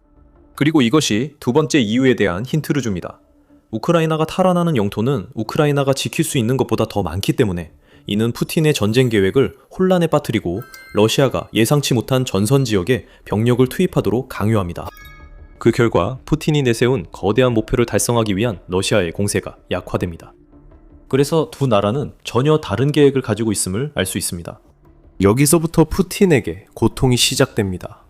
러시아의 계획은 말뿐이었고 초기 시도들은 모두 완전히 무너졌습니다. 우크라이나의 계획은 이미 실행됐으며 현재 전장에서 그 결과가 보입니다. 우크라이나의 네 갈래 전략 중에서 가장 흥미로운 부분, 즉 러시아가 가장 약한 곳을 공격하려는 의도부터 시작해 봅시다. 우크라이나는 지난 1월 말부터 계획을 실행하기 시작했습니다. 당시 스페이스X가 러시아의 불법 단말기 스타링크 접속을 차단했기 때문입니다. 그 한 가지 결정으로 러시아군 내부에서 레드 제프린도 자랑스러워할 만한 통신 마비가 발생했고, 이로 인해 2025년 후반부에 러시아가 간신히 붙들고 있던 우크라이나 남부 점령지 곳곳에 큰 약점이 드러났습니다. 우크라이나는 신속한 공격으로 러시아 코앞에서 넓은 영토와 여러 거주지를 해방하며 인상적인 성과를 내고 있습니다. 유케일 인포메드는 시르스키가 3월 31일 2026년 들어 앞서 공격 작전을 시작한 이후로 우크라이나가 올렉산드리우카 방향에서 480제곱대킬로미터, 즉 185제곱마일 이상의 영토를 해방시켰다고 밝혔다고 보도했습니다. 이는 앞서 있었던 도브로필리아 반격에서 우크라이나가 되찾은 430제곱킬로미터, 즉 166제곱마일에 더해지는 것이며, 또한 코피안스크를 탈환해 이 도시가 완전히 러시아의 손에서 벗어난 것도 포함됩니다. 시르스키는 이 작전들로 러시아가 포크로스크와 아르체라티나 방면에서 병력을 빼돌리게 됐으며, 이는 우크라이나의 의도한 효과라고 말했습니다. 러시아 병력 분산을 유도해 전선에 더 많은 약점을 만듭니다. 앞서 언급한 남부 완충지대 기억하시나요? 우크라이나가 올렉산드리브카에서 영토를 탈환해 러시아가 접근할 수 없게 됐습니다. 푸틴은 러시아가 통제하지 않는 영토로 완충지대를 만들 수 없습니다. 그리고 우크라이나가 그 방향으로 더 진격하게 되면 앞으로 몇 달 동안 가장 가능성 높은 전개로 보이는데, 원래 완충지대였던 곳이 우크라이나가 도네츠크 방향으로 병력을 이동시키는 통로로 바뀌게 될 것입니다. 우크라이나의 4단계 전쟁 승리 계획 중 공격 단계는 이미 진행 중입니다. 그리고 기억하세요. 우크라이나가 탈환하는 모든 영토는 우크라이나가 지킬 수 있는 영토가 되고, 이는 다시 러시아군을 소모시키는데 사용할 수 있는 영토가 됩니다. 그리고 방어에 관해서도 우크라이나는 그것 또한 훌륭하게 해내고 있습니다. 그 내용에 더 깊이 들어가기 전에 우리가 군사 프로그램을 만드는 이유가 바로 이것입니다. 전장에서 힘이 실제로 어떻게 움직이는지 설명하기 위해서죠. 더 많은 내용을 원하시면 채널을 구독해 영상을 놓치지 마세요. 이제 영토 방어에 대해 이야기하겠습니다. 우크라이나는 러시아가 3월 초 봄 공세를 시작한 후로 그런 방어를 많이 해왔습니다. 유로마이단 프레스에 따르면 우크라이나는 우리가 언급한 모든 지역을 중심으로 한 13개 축의 러시아 공세를 성공적으로 방해했고 대부분 차단하는 데 성공했습니다. 우크라이나의 성공 사례로는 3월 28일 우크라이나 제65 독립기계화 여단 소속 로니니 대대가 거둔 성과와 같은 개별적인 예시들이 있습니다. 러시아는 그날 자포리자에 위치한 로보티나 정착촌 근처에서 장갑 공격을 시도했습니다. 결국 러시아는 실패했습니다. 우크라이나 드론 조종사들이 러시아가 투입한 10대의 장갑차를 모두 파괴했기 때문입니다. 러시아가 우크라이나에 병력과 장비를 추가 투입하며 전선 곳곳에서 이런 일이 벌어지고 있습니다. 메두사는 4월 1일 분석에서 현재 전선 전체에 일종의 잠잠함이 있다고 지적하며 이 점을 강조했습니다. 러시아가 공격 횟수를 늘리려 하고 있지만 우크라이나가 많은 영토를 되찾았던 반격 덕분에 하르키우, 자포리자, 드니프로 페트로스크 축을 따라 시도된 러시아의 진격은 모두 제자리에 멈춰섰습니다. 우크라이나는 여전히 콘스탄티니우카 외곽, 도시 고층 건물 밀집 지역을 장악하고 있습니다. 이로 인해 푸틴의 군대가 도시를 점령하려 시도하면서 수천 명의 병력을 잃게 될 잔혹하고 소모적인 전투가 벌어질 것입니다. 우크라이나는 슬로베니스크 방향에서 상황이 안정되었다고 보고했으며 또 다른 성공적인 반격으로 민키우카 마을의 일부를 탈환하는 데에도 성공했다고 밝혔습니다. 또한 오로키우 훌ля이폴라 방향에서도 우크라이나의 반격으로 러시아군 진격이 거의 멈췄습니다.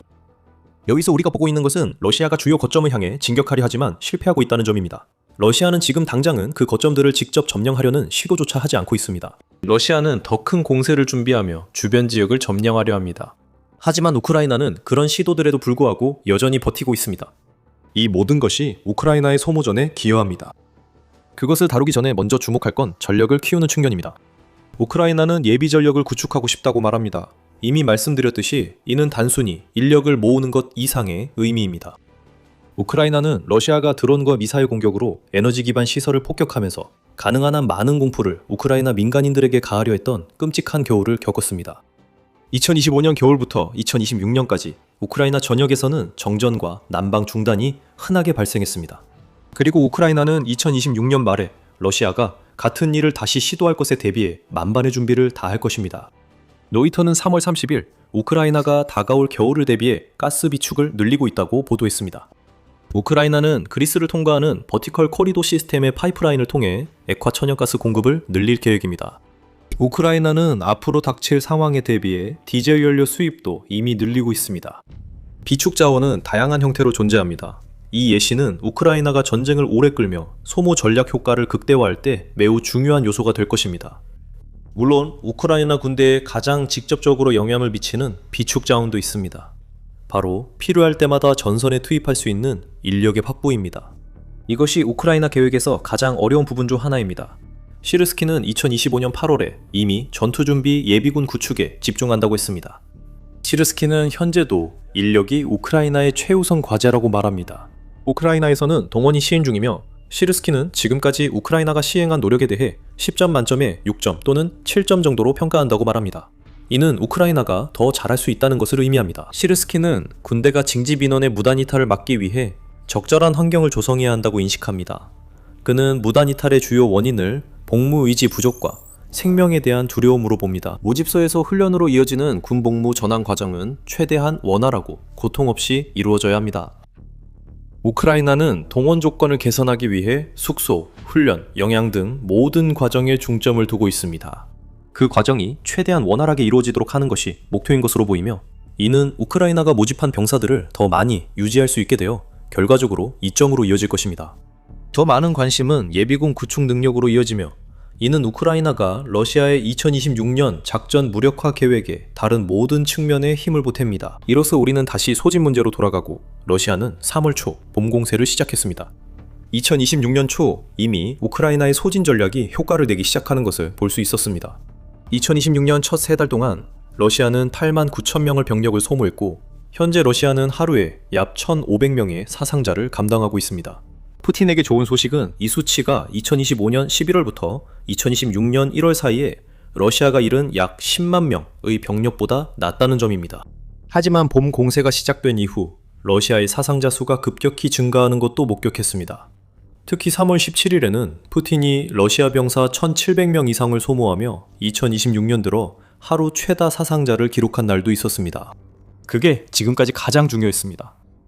러시아가 공격을 강화하는 가운데 우크라이나의 타격과 거점 유지 전략 실행이 러시아 손실을 더욱 키우는 핵심 역할을 하고 있습니다. 우크라이나 국방장관 미하일로 페도로프는 우크라이나가 러시아에 월 5만 명 사상자 목표 달성을 원한다고 밝혔습니다. 우크라이나가 아직 목표에 도달하지 못했지만 하루 1,700명 넘는 러시아군 사상자가 계속 발생하면 최근 러시아의 강력한 공격 상황에서도 5만 명 목표가 불가능해 보이지 않습니다. 결국 1,700명을 31로 곱하면 5만 1,000명의 사상자가 됩니다. 우크라이나가 5만 명 사상자 목표를 달성하지 못하더라도 우크라이나가 세운 계획에 따르면 그 차이는 우크라이나의 방어선이 무너져서가 아니라 러시아가 막대한 손실 때문에 물러서기 때문일 것입니다. 시르스키가 러시아를 우크라이나의 규칙에 따라 움직이게 만들고 싶다고 말할 때 그가 의미하는 바가 바로 이것입니다. 더 많은 사상자, 영토 해방, 가장 중요한 것을 지키는 것, 러시아군을 분산시키고 예비병력을 구축해 우크라이나가 가능한 한 오래 싸울 수 있도록 하는 것. 이 모든 것이 우크라이나의 승리로 가는 길을 만듭니다. 러시아에 관해서는 푸틴이 4년 넘게 전에 시작한 전쟁을 2026년 말까지 끝내겠다는 주된 목표가 이미 산산조각 났습니다. 러시아가 원하는 것은 공격의 규모와 범위를 늘리는 것으로 이것이 우크라이나의 방어선을 무너뜨리는 열쇠라고 보고 있습니다. 푸틴이 추진하는 방향 중 오로키프는 도네츠크 요새선 밖에서 가장 중요한 곳입니다. 그곳은 러시아가 드니프로강 좌안으로 진입해 자포리자시 공격을 가능하게 합니다. 오로키프를 점령하려면 러시아가 훌리아폴라를 먼저 무너뜨려야 합니다. 앞서 언급했듯이 우크라이나가 그 지역에서 반격하며 사상자가 발생하고 있습니다. 러시아의 오로키프 진격은 이미 저지됐으며 우크라이나도 비슷한 추가 작전을 준비 중입니다. 이는 푸틴의 의도와 다릅니다. 공세를 강화한다는 것은 더 많은 영토를 점령한다는 의미였지 수천 명의 사상자 속에 영토를 잃는다는 뜻이 아니었습니다. 하지만 지금 러시아에 일어나고 있는 일이 바로 그것입니다. 뉴 보이스 오브 우크라이나에 따르면 크렘린은 러시아 공세 초반부터 전장 상황에 매우 경계해 2026년 목표를 이미 축소하기 시작했다고 합니다. 해당 매체는 병력 부족이 이미 그 공세를 막기 시작했다고 보도했습니다. 그로 인해 크렘린은 수미 지역의 완충지대를 만드는 목표나 자포리자 지역으로 더 진격하는 목표를 2026년 하반기, 경우에 따라서는 2027년으로 미루고 있다고 합니다. 우크라이나 군사정보국은 하르키우와 흑해 연안에서의 목표는 이미 완전히 보류되고 있다고 지적합니다. 그리고 2026년에 푸틴이 구상했던 대규모 공세 대신 러시아가 2025년에 사용하기 시작한 동일한 침투 전술이 이어지고 있습니다. 소규모 러시아 병사 집단이 전진해 고립, 섬멸되고 더 많은 병력으로 교체되는 죽음의 순환이 반복될 것입니다. 이는 우크라이나의 소모전 유도 계획과 맞물려 있습니다. 우크라이나가 전쟁을 주도하고 있습니다. 전장이 완전히 바뀌었고 러시아의 2026년 계획은 이미 무너졌습니다. 러시아는 계속 전진을 시도하고 일부 성과도 내겠지만 목표가 이미 후퇴한 상황에서 크렘린은 무리하고 있음을 인정하는 셈입니다. 올해 우크라이나는 러시아 침략을 끝낼 것이며 이미 계획을 잘 실행 중입니다. 푸틴은 우크라이나에서 러시아의 승리가 불가피하다는 이야기를 만들려고 했습니다. 푸틴은 2026년 러시아가 우크라이나의 방어선을 손쉽게 무너뜨릴 것이라고 떠들어댔습니다. 러시아 지도자는 강인함을 보이고 싶었지만 2026년 그의 거창한 선언이 절박함의 신호였음이 드러났습니다. 러시아 전선에서 무언가가 무너졌고 불가피해 보였던 2026년의 승리는 오지 않고 있습니다. 우크라이나가 전쟁에서 이기고 있으며 전문가들이 그 이유를 설명했습니다. 모든 것은 전장의 진전에 달려 있습니다. 러시아는 진전이 적고 우크라이나는 점점 강해지고 있습니다. 러시아 측에서는 전쟁연구소 ISW-16년 승리를 주장한 것이 얼마나 거짓말이었는지 드러내고 있습니다. 러시아의 현실은 지난 6개월 동안 우크라이나에서의 진전이 크게 둔화되었다는 것입니다. 우크라이나가 강력한 방어와 압도적인 공격을 결합해 푸틴이 사실상 승리했다고 주장했던 전쟁을 다시 러시아로 되돌려 놓았기 때문입니다. ISW는 3월 31일 러시아의 우크라이나 침공 평가에서 2025년 10월부터 2026년 3월까지의 기간을 살펴봅니다.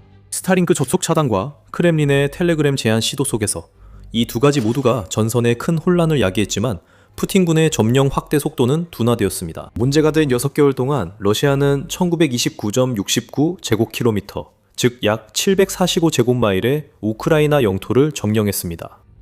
이는 한 달 평균 약 124 제곱마일에 해당하며 전쟁연구소 ISW 표현에 따르면 하루에 10.66 제곱킬로미터, 즉 약 4.1 제곱마일을 조금 넘는 수준입니다. 무슨 문제가 있냐고 궁금할 수 있습니다. 이 수치만 보면 러시아가 여전히 진군 중임을 보여줍니다. 맞습니다. 하지만 푸틴이 만들려던 이야기를 떠올려 보세요. 2026년 우크라이나 방어선이 결국 무너질 것이라는 말입니다. 하지만 이 성과를 러시아가 1년 전에 이룬 것과 비교해보면 그 이야기에서 허점이 보이기 시작합니다. ISW 전문가들은 2026년 3월까지의 6개월간 수치를 2024년 10월부터 2025년 3월까지의 같은 기간과 비교했습니다. 그들이 발견한 것은 러시아군이 그 기간 동안 우크라이나에서 2716.57 제곱킬로미터, 즉 거의 1049 제곱마일을 점령했다는 사실입니다. 이는 한 달에 거의 175 제곱마일에 해당하며 하루에 14.9 제곱킬로미터 또는 5.75 제곱마일입니다. 여기서 문제가 보이기 시작하실 겁니다. 러시아가 우크라이나를 무너뜨리기 직전이라고들 하지만 실제 전장에서의 성과는 전혀 다른 이야기를 하고 있습니다. 여기서 우리가 실제로 보는 것은 지난 6개월 이 러시아에게 엄청난 규모의 실패였다는 점입니다. 2025년 10월부터 2026년 3월까지 러시아가 점령한 면적은 2024년 10월부터 2025년 3월까지 같은 기간에 비해 300제곱마일이나 적었습니다. 러시아가 전례 없이 더 많은 장거리 드론을 우크라이나에 투입했음에도 이런 일이 발생했습니다. 3월 24일에는 약 1000대 드론이 동원된 공격도 있었습니다. 이런 공격은 겨울에 더 심해졌습니다. 러시아가 우크라이나 시민의 전기와 난방을 끊어 공포를 조성하며 우크라이나 군대를 압박하려 했기 때문입니다. 이러한 전략들 중 어느 것도 효과가 없었습니다. 러시아의 계속된 공격에도 우크라이나는 굳건히 버틸 뿐 아니라 느려진 러시아 진격의 배후에서 푸틴을 골치 아프게 할 문제들까지 만들어내고 있습니다.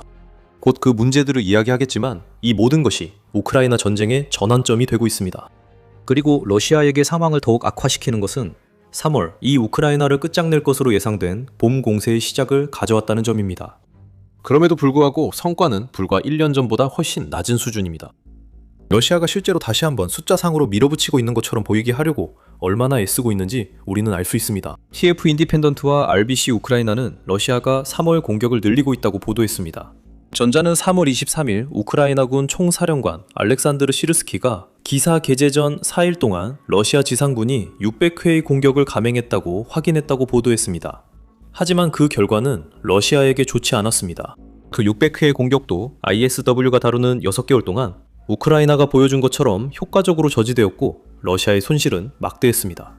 푸틴은 이 공격들에 수만 명의 병력을 투입했고 해당 4일 동안 6,090명의 사상자가 발생했다고 시르스키는 말합니다. 3월 23일까지 한 주 전체를 고려하면 러시아는 8,710명의 보병 손실을 입었지만 사실상 아무런 성과도 얻지 못했습니다. 우크라이나군의 전문적이고 조직적인 행동 덕분에 적의 공세작전이 여러 전선에서 저지되었다고 시르스키는 당시 밝혔습니다. RBC 우크라이나는 러시아 공세가 멈추고 성과가 줄자 러시아 목표가 비현실적으로 변했음을 강조합니다. 이 매체는 슬로베스크와 크라마토르스크 등 주요 도시를 포함한 도네츠크 요새선과 크렘린의 목표에 들어있어야 한다고 전했습니다. 이 도시들에 도달하려면 러시아는 요새선의 다른 지역인 콘스탄티니우카를 점령해야 합니다. 푸틴은 러시아군이 그 임무를 완수할 기한을 4월 25일로 정했으며 도네츠크 전체가 2026년까지 러시아의 손에 들어와야 한다고 말했습니다. 이것들은 정말 터무니없는 요구입니다. 러시아가 도네츠크의 포크로프스크에서 어떤 돌파구를 마련하는 데만 21개월이 걸렸고 그 후에도 도시를 완전히 점령했다고 주장할 수 있을 정도가 되기까지 몇 달이 더 걸렸습니다. 포크로프스크는 요새지대의 주요 도시들보다 작지만 푸틴은 9개월 내 그 벨트가 무너질 것이라 생각하는 듯합니다. 어떻게 가능할까요? 러시아는 작년보다 느리게 진격하지만 푸틴은 상황이 곧 빨라질 것이라 생각하는 듯합니다. 그의 군대는 2026년 어느 때보다 더 많은 병력을 잃고 있습니다. 여기서 논리라고 할 만한 게 있다면 우리는 그것을 찾을 수 없습니다. 우리가 보는 것은 러시아 대통령의 절박한 요구들입니다. 그는 우크라이나의 필연적인 붕괴가 전장에서 보여지는 현실과는 거리가 멀다는 것을 알고 있습니다. 성과는 요구에 비해 너무 느립니다. 푸틴이 자신의 군대에 정한 마감일에 비해서도 확실히 너무 느립니다. ISW가 말하듯이 2026년 3월 말 현재 전장의 현실은 러시아가 전장에서 큰 성과를 거두거나 완전한 승리를 거두는 것이 임박했거나 불가피하지 않다는 것을 계속 보여주고 있습니다. 하지만 이 부분이 푸틴에게 진짜 문제입니다. 그의 군대가 우크라이나 전역에서 느려진 상황에서 그들은 전장의 핵심 지역에서 영토를 잃고 있다는 사실도 감당해야 합니다. 우크라이나 남부에서 러시아는 2025년 후반 대부분을 영토 점령했었고 2026년 도네츠크 주공을 보호하기 위한 완충지대를 만들려 했으나 오히려 그곳에서 영토를 잃고 있습니다. 3월 31일 시에르스키는 우크라이나의 성공적인 남부 공세가 러시아의 봉철 계획을 방해했다고 밝혔습니다. 우리는 현재 느린 진전과 큰 손실을 보고 있습니다. 우크라이나는 지금까지 올렉산 드리브카 지역에서 약 480제곱킬로미터, 즉 약 185제곱마일을 영토를 해방하는 데에도 성공했으며 앞으로 더 많은 해방이 있을 수 있습니다. 여기서 우리는 최근 몇 달간 러시아가 겪은 손실에 추가된 새로운 손실을 보고 있습니다. 이러한 최근의 성과는 도브로필리아 반격작전 당시의 수치를 넘어서는 것으로 유엔은 보도에 따르면 우크라이나는 그때 러시아로부터 약 430제곱킬로미터, 즉 약 166제곱마일의 영토를 되찾았습니다.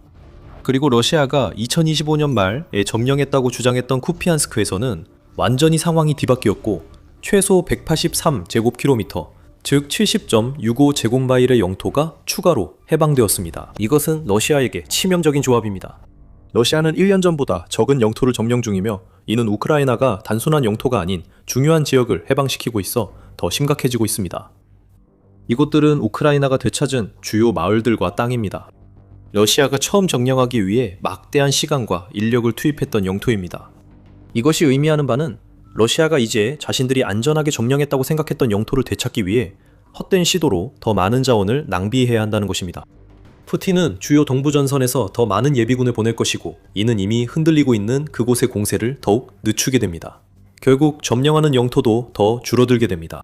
러시아의 실패가 반복되는 악순환이 시작됐습니다. 푸틴 군대는 전선이 넓어져 힘이 분산되고 우크라이나는 전장에서 계속 기세를 올리고 있습니다. 이게 우크라이나의 불가피한 붕괴라는 거야, 푸틴. 그렇다면 우크라이나는 이런 상황이 계속되길 바랄 거야. 앞서 언급한 크렘린의 야심찬 목표로 돌아가보자.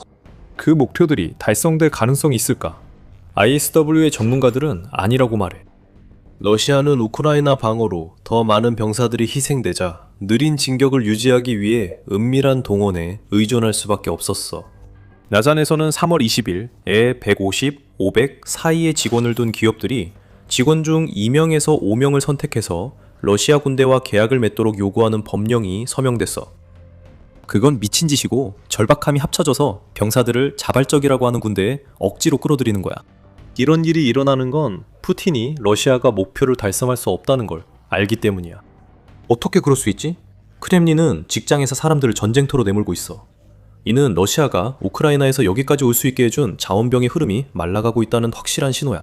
우리는 러시아의 성과가 실시간으로 무너지는 모습을 보고 있어. 문제는 이것이 어떻게 일어났는지야. 바로 그 부분은 다음에 다룰게. 그 전에 지금 보고 계신 건 밀리터리 쇼라는 점만 잠깐 말씀드릴게. 우리는 단순한 헤드라인이 아니라 전체적인 그림을 보여줘. 시대를 앞서가고 싶다면 채널을 꼭 구독해. 러시아의 둔화 원인은 무엇일까? 이미 말했듯 우크라이나 반격이 크게 작용했어. 러시아는 자신들이 장악했다고 생각했던 영토를 되찾기 위해 병력을 분산시켜야 했고 그로 인해 전선의 다른 곳에도 자연스럽게 영향이 미쳤어. 영의 러시아 공수부대와 해군 보병이 3월 초 우크라이나 진격을 막으려 남쪽에 파견됐지만 결국 실패했어. 우크라이나 역시 전선에서 러시아군이 가장 약한 지역을 중심으로 반격을 펼치고 있어. 이 병력 이동은 러시아 지휘부가 우크라이나 반격나다 병력을 분산 배치해야 해 러시아군이 다시 재배치되고 있다는 의미야. 정력 도착에 시간이 걸려 더 많은 영토가 해방되고 있어. 그리고 매번 병력을 재배치할 때마다 러시아가 전선 전체에 걸쳐 세웠던 계획이 모두 혼란에 빠지게 돼. 다시 말하지만 이건 반복되는 순환이야. 그리고 우크라이나가 계속 이렇게 한다면 러시아는 이에 대해 뾰족한 해답이 없어. 하지만 우크라이나에 유리한 이 분위기 전환은 단순한 반격만이 원인은 아니야. 우크라이나의 방어 전략 진화도 지금 우리가 전장에서 보고 있는 상황에 큰 역할을 했어. 우리는 푸틴 군대를 무너뜨리던 살상구역에서 FPV 드론이 늘어난 것만 언급하는 게 아니야. 그런 구역들은 전선 전체에서 3배로 늘어났어. 왜냐하면 우크라이나가 중거리 드론을 개발해서 지금 점령지에서 러시아의 후방을 파괴하는데 활용하고 있기 때문이야. ISW는 3월 15일에 발표한 보고서에서 이 내용을 다뤘어. 우크라이나군은 중거리 타격 작전을 강화하고 있어서 러시아의 미사일 공격에 맞서 싸우는 능력과 러시아 방공망을 약화시키는 능력, 그리고 2026년 봄, 여름에 예상되는 러시아의 공세에 앞서 그들의 공격 작전을 방해하는 능력을 높이고 있어. 프라우다와 키예프 인디펜던트 등 다른 언론들도 우크라이나가 러시아 방공망을 무력화하는 것이 2026년에 중요한 양상이 되었다고 보도했어. 중거리 드론은 우크라이나가 과거 점령지의 러시아 목표물을 공격할 때 사용했던 하이마스 로켓 같은 무기보다 거의 3배나 더 먼 거리를 이동할 수 있어. 이제 그 로켓들에 러시아 방공망을 무너뜨리는 드론들이 합류하면서 우크라이나가 활용할 수 있는 안전한 공중 통로가 만들어지고 있어. 같은 드론을 이용해서 병력 집결지, 지휘 및 통제소, 드론 운용 본부, 그리고 러시아가 전선을 지원하기 위해 후방에 두고 있는 모든 것들을 파괴할 수 있어. 이것은 푸틴의 전투력을 체계적으로 약화시키고 러시아의 속도를 늦추고 있어. 어쩔 수 없는 일이야. 논리는 간단해. 우크라이나 중거리 드론이 러시아 탄약 저장고를 타격하면 전선의 공격 임무 병사들에게 탄약이 전달되지 않아. 그 다음에 무슨 일이 일어나냐고? 탄약이 없는 그 병사들은 여전히 전진하라는 명령을 받고 어떤 진전도 이루기 전에 우크라이나 드론에 의해 하나씩 제거당하게 돼. 우크라이나에서 러시아 방공망이 무너지자 전선 가까운 후방 공격이 더 격렬해질 거야. 이런 공격들은 1년 넘게 이어진 러시아 영토 내 타격과 함께 진행되고 있어. 이들 역시 러시아군을 내부에서 약화시키려는 중거리 드론과 같은 목적이야. 우크라이나는 3월에 러시아의 발트해 항구를 끈질기게 공격하면서 완벽한 본보기를 보여줬어. 키예프 포스트는 4월 1일 보도에서 그 항구들에 대한 공격으로 러시아의 원유 수출 능력의 40%가 중단됐다고 전했어. 이란이 호르무즈 해협을 봉쇄해 유가가 코로나 이후 최고치인 지금 러시아는 석유와 연료를 팔 수 없다는 뜻이야. 판매가 줄면 러시아로 유입되는 현금도 줄어 크렘린의 공격에 영향이 있어. 푸틴이 석유 수익을 얻지 못하면 러시아는 우크라이나 성과를 위해 장비 생산과 병사 고용에 돈을 쓸 수 없어. 이 모든 게 러시아의 악몽이 되었음을 알 수 있어. 우크라이나는 목표를 신중하게 우선순위로 두면서 전장에서의 모멘텀을 쌓아왔고, 반면에 푸틴이 침공을 시작한 이후로 러시아는 여전히 우크라이나의 총알바지 병력을 밀어넣는 전략에서 벗어나지 못하고 있어. 우크라이나 남부에서의 영리한 반격이 러시아의 동부 공세를 방해했어. 중거리 드론이 동부 군사 거점을 타격해 혼란이 더 커지고 있어. 우크라이나는 러시아 본토의 석유 시설 등 군사 목표물을 타격하며 러시아 전쟁 기계에 계속 방해를 주고 있어. 이건 조율되고 계산된 행동이야. 이것이 최고의 우크라이나다. 이로 인해 푸틴은 러시아의 승리가 불가피하다고 집착하게 된다. 우리는 이미 이런 절박함을 언급했고, 이제 푸틴이 우크라이나에 요구하는 것들에서 그 징후가 보인다. 푸틴은 군사적으로 얻지 못한 평화를 강요하고 있다. 3월 31일 우크라이나 대통령 볼로디미르 젤렌스키는 러시아가 앞으로 2달 안에 우크라이나가 돈바스 전역에서 철수할 것을 요구했다고 밝혔다. 그러니까 5월 말까지라는 거지. 그리고 우연히도 돈바스는 러시아의 봄 공세의 중심지이자 요새화 방어선이 있는 곳이고 러시아의 진격이 둔화되고 있는 지역이야. 다음날 키이우 인디펜던트는 푸틴이 한 발 더 나아갔다고 보도했다. 4월 1일 푸틴이 아끼는 나팔수 드미트리 페스코프는 2달이 중요한 게 아니다 라고 말했다. 젤렌스키는 오늘이도 우크라이나군을 돈바스의 행정 경계선 밖으로 철수시키기로 결단해야 한다. 이 말은 여러 번 반복됐고 사실 어제 결정을 내렸어야 했다. 그는 책임을 지고 이 어려운 결정을 내려야 한다. 이것은 푸틴이 우크라이나에 가하는 압박이다. 하지만 이는 우크라이나가 굴복할 압박이 아니다. 키예프는 평화협정에서 돈바스 양도는 고려하지 않겠다고 여러 번 밝혔다. 러시아도 이 사실을 알고 있지만 최근 들어 새로운 요구를 하는 이유는 지난 6개월 동안의 느린 진격 속도가 도네츠크를 점령해 2026년 말까지 돈바스를 함락시키겠다는 목표를 달성하기에는 턱없이 부족하다는 것을 알기 때문이다. 다시 말해 지금은 우크라이나의 유리한 흐름이 이어지고 있는 시점이기 때문에 푸틴이 힘을 과시하려는 시도라고 할 수 있다. 우크라이나 남부에서는 영토가 해방되고 있고 러시아의 봄 공세는 최악의 시작을 맞이했다. 우크라이나가 이런 절박한 요구에 순응할 이유는 전혀 없다. 키예프 경제학교의 총장 티모피 밀로바노프는 3월 31일 2026년 3월 이 러시아의 손실이 기록적인 달이 될 것으로 보인다고 밝혔다. 사상자 수가 3만 명을 넘을 것으로 예상되기 때문이다. 다시 한번 전선에서는 러시아의 부진을 감춰줄 협상을 절박하게 원하는 푸틴의 태도가 러시아가 전선에 보내는 병사들이 느끼는 절망감에 그대로 드러나고 있다. 3월 30일 유나이티드 44 미디어에 따르면 점점 더 많은 러시아 병사들이 우크라이나가 살상구역에 배치한 공포스러운 드론대와 맞서기보다 스스로 목숨을 끊는 것을 선택하고 있다. 우크라이나 국방장관 미하일로 페도로프는 우크라이나군이 자살 관련 영상 증거를 너무 많이 받아 러시아 병사들 사이에서 이런 일이 매일 일어난다고 결론 내릴 수 있다고 말했다. 러시아 병사들은 보통 부상을 입었거나 우크라이나 드론에 포위되었을 때 스스로 목숨을 끊는다. 그 이유는 러시아 선전이 우크라이나의 포로로 잡히기보다 즉시 죽는 게 낫다고 주장하기 때문이다. 거짓말에 거짓말이 더해진 것이다. 바로 그것이 우크라이나 침공의 근간이다. 푸틴의 군인들은 이제 지도자가 숨기려던 현실을 직면하고 있다. 우크라이나의 종말로 이어질 것이라던 봄 공세는 이미 실패하고 있다.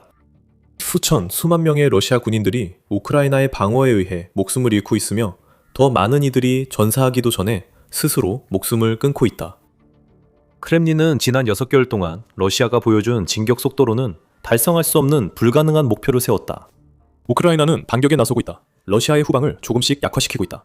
모든 징후는 엄청난 모멘텀의 변화를 가리키고 있으며 우크라이나가 전쟁에서 승리하는데 점점 더 가까워지고 있고 우크라이나가 전쟁 승리에 가까워진 정도가 러시아가 푸틴이 밀어붙인 어떤 계획이든 실행에 옮기는 정도보다 더 크다는 것을 보여준다. 러시아의 내러티브는 무너졌다. 우크라이나는 전진하고 러시아는 속도를 늦추고 있다. 발트해 지역에서 석유 터미널이 불타고 있다. 우리는 앞서 우크라이나의 발트해 지역 장거리 타격에 대해 언급했는데 그 타격은 매우 파괴적이다. 푸틴에게 2026년 봄은 대규모 공세의 시작이 되어 마침내 그가 이른바 특별 군사작전이 성공했다고 주장할 수 있는 시기가 될 예정이었다. 하지만 상황은 달랐다. 우크라이나 반격이 러시아군을 압도하고 있다.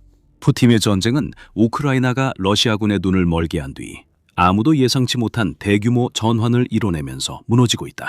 이것은 해방이며 탈러시아화입니다. 그리고 이것은 우크라이나가 곳곳에서 기록을 깨는 결과로 이어졌습니다. 2023년 반격 이후 우리가 본 것 중 가장 큰 우크라이나 영토 해방부터 시작해서 말이죠.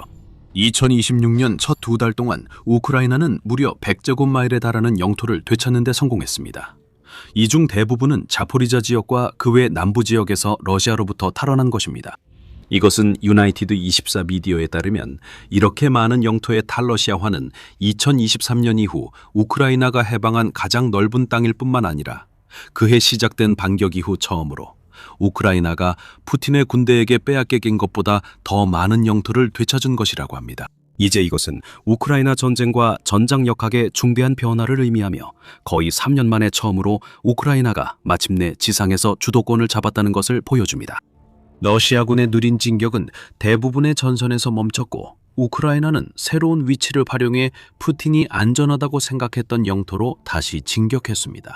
그 진격에는 스페이스X와 일론 머스크가 러시아군이 병사들에게 제공하던 불법 단말기를 통해 접근하던 스타링크 네트워크에 대한 러시아의 접근을 마침내 차단하기로 한 결정이 큰 도움이 되었습니다. 오래전부터 필요했던 조치라고 주장하는 사람들도 있지만 스페이스X는 우크라이나의 스타링크 단말기에 대한 화이트리스트를 만들어 우크라이나에서 사용 중이던 불법 러시아 단말기들을 자동으로 차단하는 역할을 했습니다. 이로 인해 러시아 진영에 혼란이 발생했고 이후 상황이 우크라이나에게 유리해지기 시작했습니다. 우크라이나군의 자포리자 진격은 스타링크 차단 이후 발생한 완전한 통신 두절로 인해 촉발되었습니다. 순식간에 우크라이나 영토로 잠입해 증원을 기다리며 잠복해 있던 러시아 침투자들은 더 이상 어떤 정보도 받을 수 없게 되었습니다. 고립된 채 상황을 전혀 알지 못하는 그 침투자들은 우크라이나의 수색 및 선멸 부대에 의해 하나씩 제거되고 있으며 이로 인해 푸틴이 가까스로 유지하던 우크라이나 남부 광고미안 지역에 대한 장악력도 약화되고 있습니다. 러시아는 더 이상 사용할 수 없는 스타링크 단말기를 대체할 수단을 필사적으로 찾으려 애쓰고 있지만 지휘 및 통제 측면에서는 여전히 매우 약화된 상태에 놓여 있습니다. 이런 일은 푸틴에게 최악의 시기에 일어났습니다. 지난 몇 년처럼 푸틴과 크렘린 측근들은 봄 공세를 준비했으며 이는 여름이나 가을까지 이어질 가능성이 높았습니다. 이번 공세의 목표는 도네츠크 요새선 공격과 우크라이나 남부 영토 추가 확보였습니다. 하지만 우크라이나군이 계속해서 진격하자 크렘린은 러시아군이 예상치 못한 방어 태세에 놓이게 되면서 이번 봄에 하기로 했던 것과는 정반대의 상황에 처하게 되었고 그 목표들을 재평가할 수밖에 없게 되었습니다. 유나이티드 24 미디어는 우크라이나 대통령 볼로디미르 젤렌스키가 우크라이나에 엄청난 성과를 가져다주고 있는 이번 반격이 바로 그 봄 공세를 방해하기 위해 특별히 설계된 것이라고 말했다고 보도했습니다. 러시아는 율리아 폴리아 등 주요 목표 근처에 병력을 집결하려 하지만 2달간 계속된 손실로 모든 계획이 무너진 뒤에야 그렇게 할 수 있었습니다. 크렘린의 모든 계획이 무너졌습니다. 이번 봄은 러시아 승리를 준비하는 시기였습니다.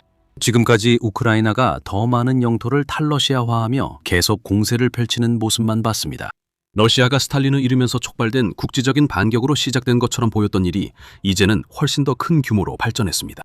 우크라이나에서 겨울 날씨가 풀리면서 러시아가 원하는 공세를 펼칠 수 있는 무대가 마련됐어야 했지만 여전히 우크라이나가 푸틴이 집결시킨 군대에 잘 맞서면서 전과를 올리고 있습니다. 이것은 러시아가 원했던 방식이 아닙니다. 푸틴은 겨울 동안 우크라이나의 에너지 기반 시설을 폭격해서 조기에 항복을 받아내려고 했습니다. 그 전략은 실패했습니다. 우크라이나는 공습을 견뎌냈고 무너질 것이라 예상되었던 겨울 동안 러시아가 상상했던 것보다 더 강하게 돌아왔습니다. 날씨가 맑아지며 탈러시아화가 계속되고 있고 러시아 군사 블로거들은 완전히 미쳐가고 있습니다. 이는 전쟁연구소 ISW 다른 경과에 따른 것으로 ISW는 3월 25일 푸틴의 침공에 대한 평가에서 이 사실을 보고했습니다. 군사 블로거들은 이제 러시아가 2025년 대부분 동안 의존해왔고 여전히 활용하려고 시도하고 있는 침투 전략의 허점을 지적하고 있습니다. 우크라이나의 수색 및 선멸 부대가 그 침투자들을 제거하고 있음에도 불구하고 말이죠. 군사 블로거들은 러시아의 이런 전술로는 진전을 이룰 수 없다고 말합니다. 러시아가 근본적인 승리를 거두려면 침투 전략에서 벗어나 우크라이나 방어선을 타격하는 대규모 기계화 공격으로 돌아가는 등 전체 군 구조를 전면적으로 개혁해야 한다고 합니다. 미리블로거는 러시아군이 우크라이나 나머지 지역을 점령하는 데 약 100년이 걸릴 것이라고 했으며 이는 ISW의 83년 소요 평가와 유사합니다. ISW 보고서에 따르면 러시아군이 현재 진격 속도를 2025년 2월의 진격 속도를 계속 유지할 수 있다면 그렇다고 합니다. 꼬박 한 세기는 2026년쯤에 올 것이라고 예상했던 승리를 기다리기에는 너무 긴 시간처럼 보입니다. 그리고 어떻게든 푸틴이 우크라이나가 자국 영토의 많은 부분에서 탈러시아화를 시도하는 것에 대응하려고 하면서 상황은 더욱 악화되었습니다. 러시아는 상황 악화를 시도했습니다. 실패했습니다. 3월 22일 ISW 보고서에 따르면 러시아군 지휘부는 우크라이나 남부에 스페추나츠 부대를 투입해 우크라이나의 반격을 저지하려 했습니다. 그 부대들은 우크라이나가 가장 인상적인 성과를 거둔 올렉산드리브카 방향으로 향했습니다. 하지만 이 소위 정예 요원들은 투입된 이후로 아무런 성과도 내지 못했습니다. 러시아는 여전히 우크라이나가 효과적으로 대응해온 침투 전술에 의존하고 있습니다. ISW 보고서에 따르면 러시아는 공중 정찰 구축에 여전히 어려움을 겪고 있으며 최근 몇 달간 우크라이나의 성과를 러시아가 되돌린 적도 없습니다. 푸틴은 자신의 최정예 병력을 보냈지만 그들조차도 우크라이나 남부 전역에서 일어나고 있는 대대적인 탈러시아화 현상을 막기에는 역부족임을 깨달았습니다. 하지만 이제 푸틴에게 진짜 문제가 시작됩니다. 남부에서 자신의 방어선이 무너지는 것을 보면서도 푸틴은 계획이 아무리 터무니없어져도 끝까지 고수하는 사람입니다. 그것이 바로 푸틴이 봄 공세에서 한 일입니다. 그는 이미 약화된 병력에게 남부에서 영토를 잃고 있음에도 불구하고 우크라이나의 방어선을 향해 진격하라고 명령했습니다. 도네츠크가 주요 목표이지만 자포리자도 크게 뒤지지 않습니다. 러시아의 진격 시도는 기록 경신을 이어가고 있습니다. 약화된 러시아군 사이에서 엄청난 사상자가 발생하고 있으며 이 손실이 너무 커서 젤렌스키와 우크라이나군 총사령관 올렉산드르 시르스키 장군 모두 러시아의 징집 노력이 이 손실을 따라잡지 못하고 있다고 주장하고 있습니다. 방금 또 다른 기록이 깨졌다고 언급했습니다. 3월 19일 텔레그래프는 러시아가 이틀 전에 1710명의 병력을 잃었다고 보도했는데 이는 2026년 들어 러시아가 겪은 하루 최대 사상자 수입니다. 이 성과에는 우크라이나의 무인 시스템 부대가 큰 역할을 했다고 매체는 덧붙여 쳤습니다. 이들은 약 하루 반 만에 푸틴의 졸개 900명을 제거했습니다.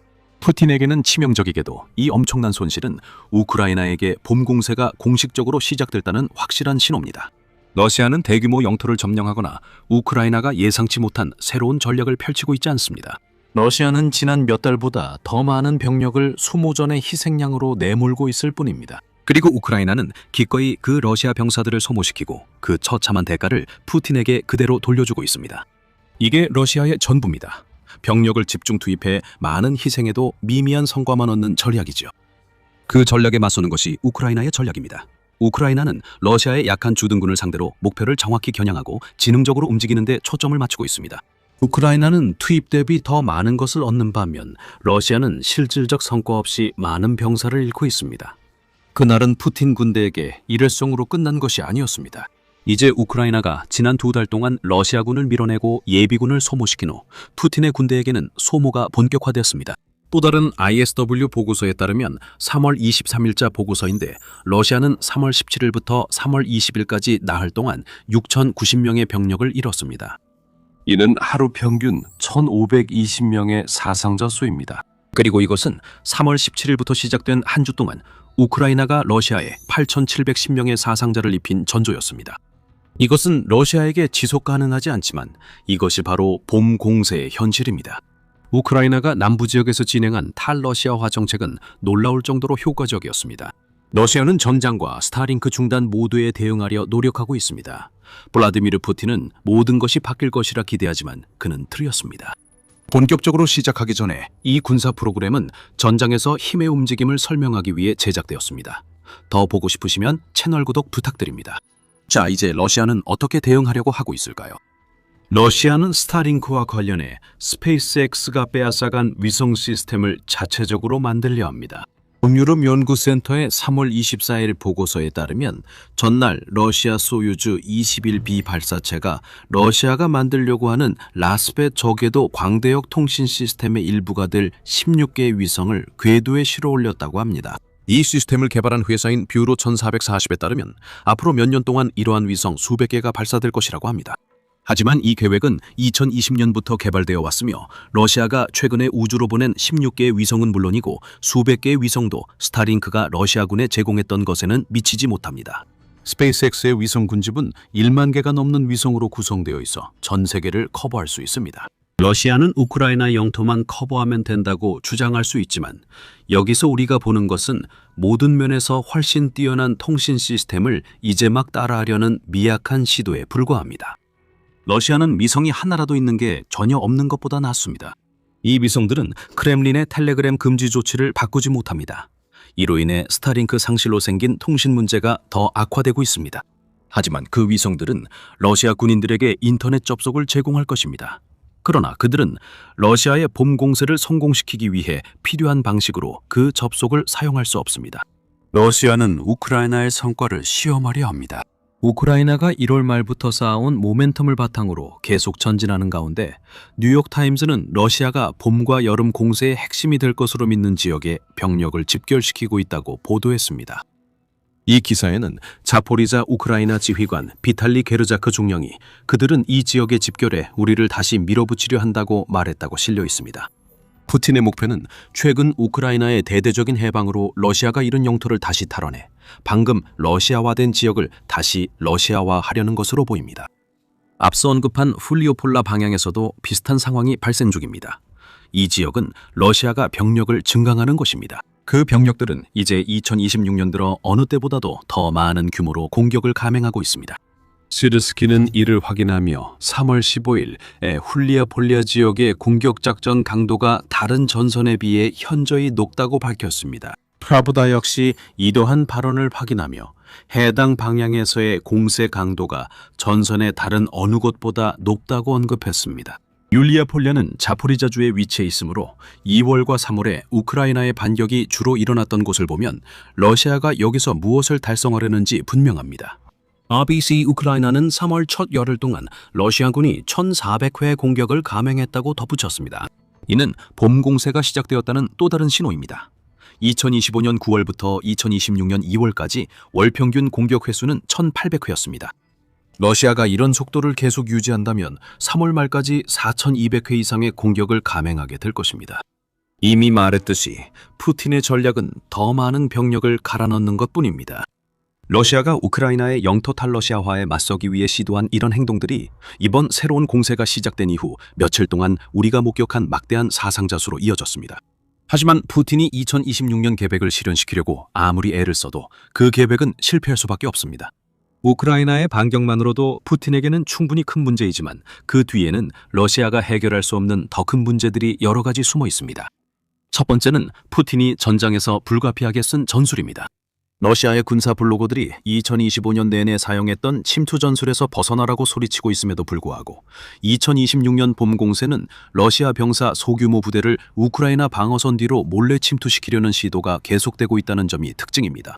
러시아가 이런 방식을 택할 수밖에 없는 이유는 우크라이나가 전장을 수많은 FPV 드론으로 가득 채워서 전차와 장갑차를 이용한 기갑 돌격은 전선의 많은 구간에서 아예 불가능해졌기 때문입니다. 이처럼 느리게 움직이는 차량들은 우크라이나 드론 조종사들에게 손쉬운 표적이 되고 있으며 러시아는 이미 우크라이나 재무부에 따르면 1만 1,800대 이상의 전차와 3만 8,800대 이상의 장갑차를 잃은 상황입니다. 푸틴 군대는 이미 장비가 부족했고 드론이 늘어난 지금 남은 장비를 쓰는 건 어리석습니다. 침투 작전은 전투선 뒤에서 혼란을 일으킨다는 점에서 효과가 있을 수 있지만 러시아가 2026년에 어떤 의미 있는 성과를 거두려면 반드시 장갑 장비를 투입해야 합니다. 소수의 병력이 방어가 허술한 은신처로 몰래 침투하는 것만으로는 한계가 있습니다. 바로 이 전술을 우크라이나가 반격 작전에서 매우 성공적으로 뒤집어 놓았습니다. 하지만 푸틴은 자신이 원하는 규모만큼 어디에서도 효과를 보지 못한 방법이 2026년에 해답이 될 것이라고 생각하는 것 같습니다. 아닙니다. 우크라이나가 그렇게 되지 않도록 할 것이며 방금 언급한 FPV 드론을 더 많이 배치해 그렇게 할 것입니다. 기유 인디펜던트가 12월 24일에 보도한 바에 따르면 우크라이나군은 2025년 말까지 총 300만 대의 FPV 드론을 받을 예정이었습니다. 이것은 우크라이나가 러시아의 진격 시도에 대응하기 위해 얼마나 방대한 규모의 FPV 드론 군대를 모았는지 보여주는 지표입니다. 그리고 이것은 우크라이나가 러시아를 타격하기 위해 사용하는 장거리 드론이나 점령지에서 러시아의 후방을 공격하기 위해 도입한 중거리 드론은 포함하지 않은 수치입니다. 이 FPV 드론 군대는 전선 전역에 치명적인 살상구역을 만드는 데 사용되었으며 특히 러시아가 봄 공세로 노리고 있는 지역에서 더욱 그렇습니다. 그리고 참고로 지난 몇 달 동안 우크라이나가 러시아군을 이만큼이나 밀어낸 덕분에 러시아가 봄 공세를 시작할 때 점령하고 있을 거라고 생각했던 지역에 이런 살상구역을 만들 수 있게 되었습니다. 우크라이나가 이 FPV 드론으로 하는 일은 2026년에 푸틴이 사용할 침투 전략에 있어서 푸틴의 선택지를 강제로 제한하는 것입니다. 소규모 러시아 부대들이 이 살상구역을 몰래 통과하려 합니다. 그 구역을 통과한 사람들은 지원을 기다리지만 실제로 받지 못할 것입니다. 이 살상구역들은 러시아 침투자들을 전선에서 차단하여 그들이 점령한 약한 거점을 지키는 데 필요한 보급품, 증원군, 그리고 기타 모든 것들로부터 고립시킵니다. 2026년 초 몇 달간 우리는 러시아의 접근 방식이 나은 결과를 확인했습니다. 우크라이나는 남부 전역에서 이 침투자들을 조직적으로 제거하며 탈러시아화를 추진 중입니다. 푸틴이 이번 봄에도 같은 전략을 쓰려는 것은 러시아 지도자에게 새로운 아이디어가 없음을 우크라이나에 보여줍니다. 우크라이나는 이에 어떻게 대응해야 할지 이미 잘 알고 있습니다. 2026년 러시아군 사상자 수가 기록적이었던 날들과 몇 주가 이를 증명합니다. 그리고 이 모든 것이 의미하는 바는 푸틴의 봄 공세가 시작도 하기 전에 이미 무너지고 있다는 것입니다. ISW는 이번 공세가 2026년에도 푸틴이 진정 원하는 것을 달성하지 못할 것이라고 말합니다.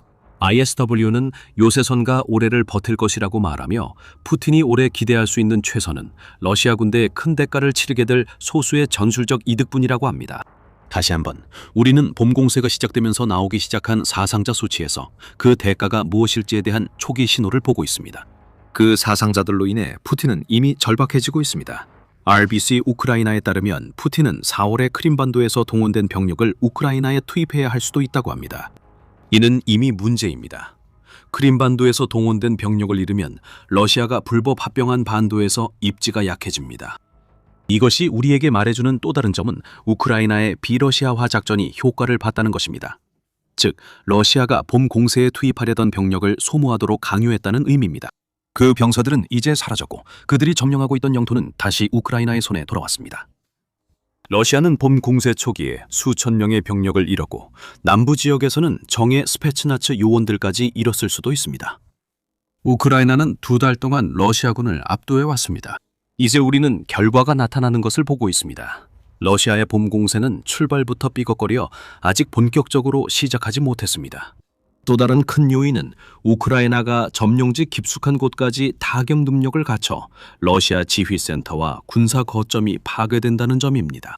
미들 스트라이크 드론들이 날아다니고 있고 러시아의 정예 드론 부대 루비콘이 깨달았듯이 이 드론들은 위험하고 파괴적입니다. 자세한 내용은 영상에서 확인하세요. 재미있게 보셨다면 더 밀리터리 쇼를 구독하셔서 저희의 우크라이나 전쟁 관련 보도를 더 놓치지 마세요.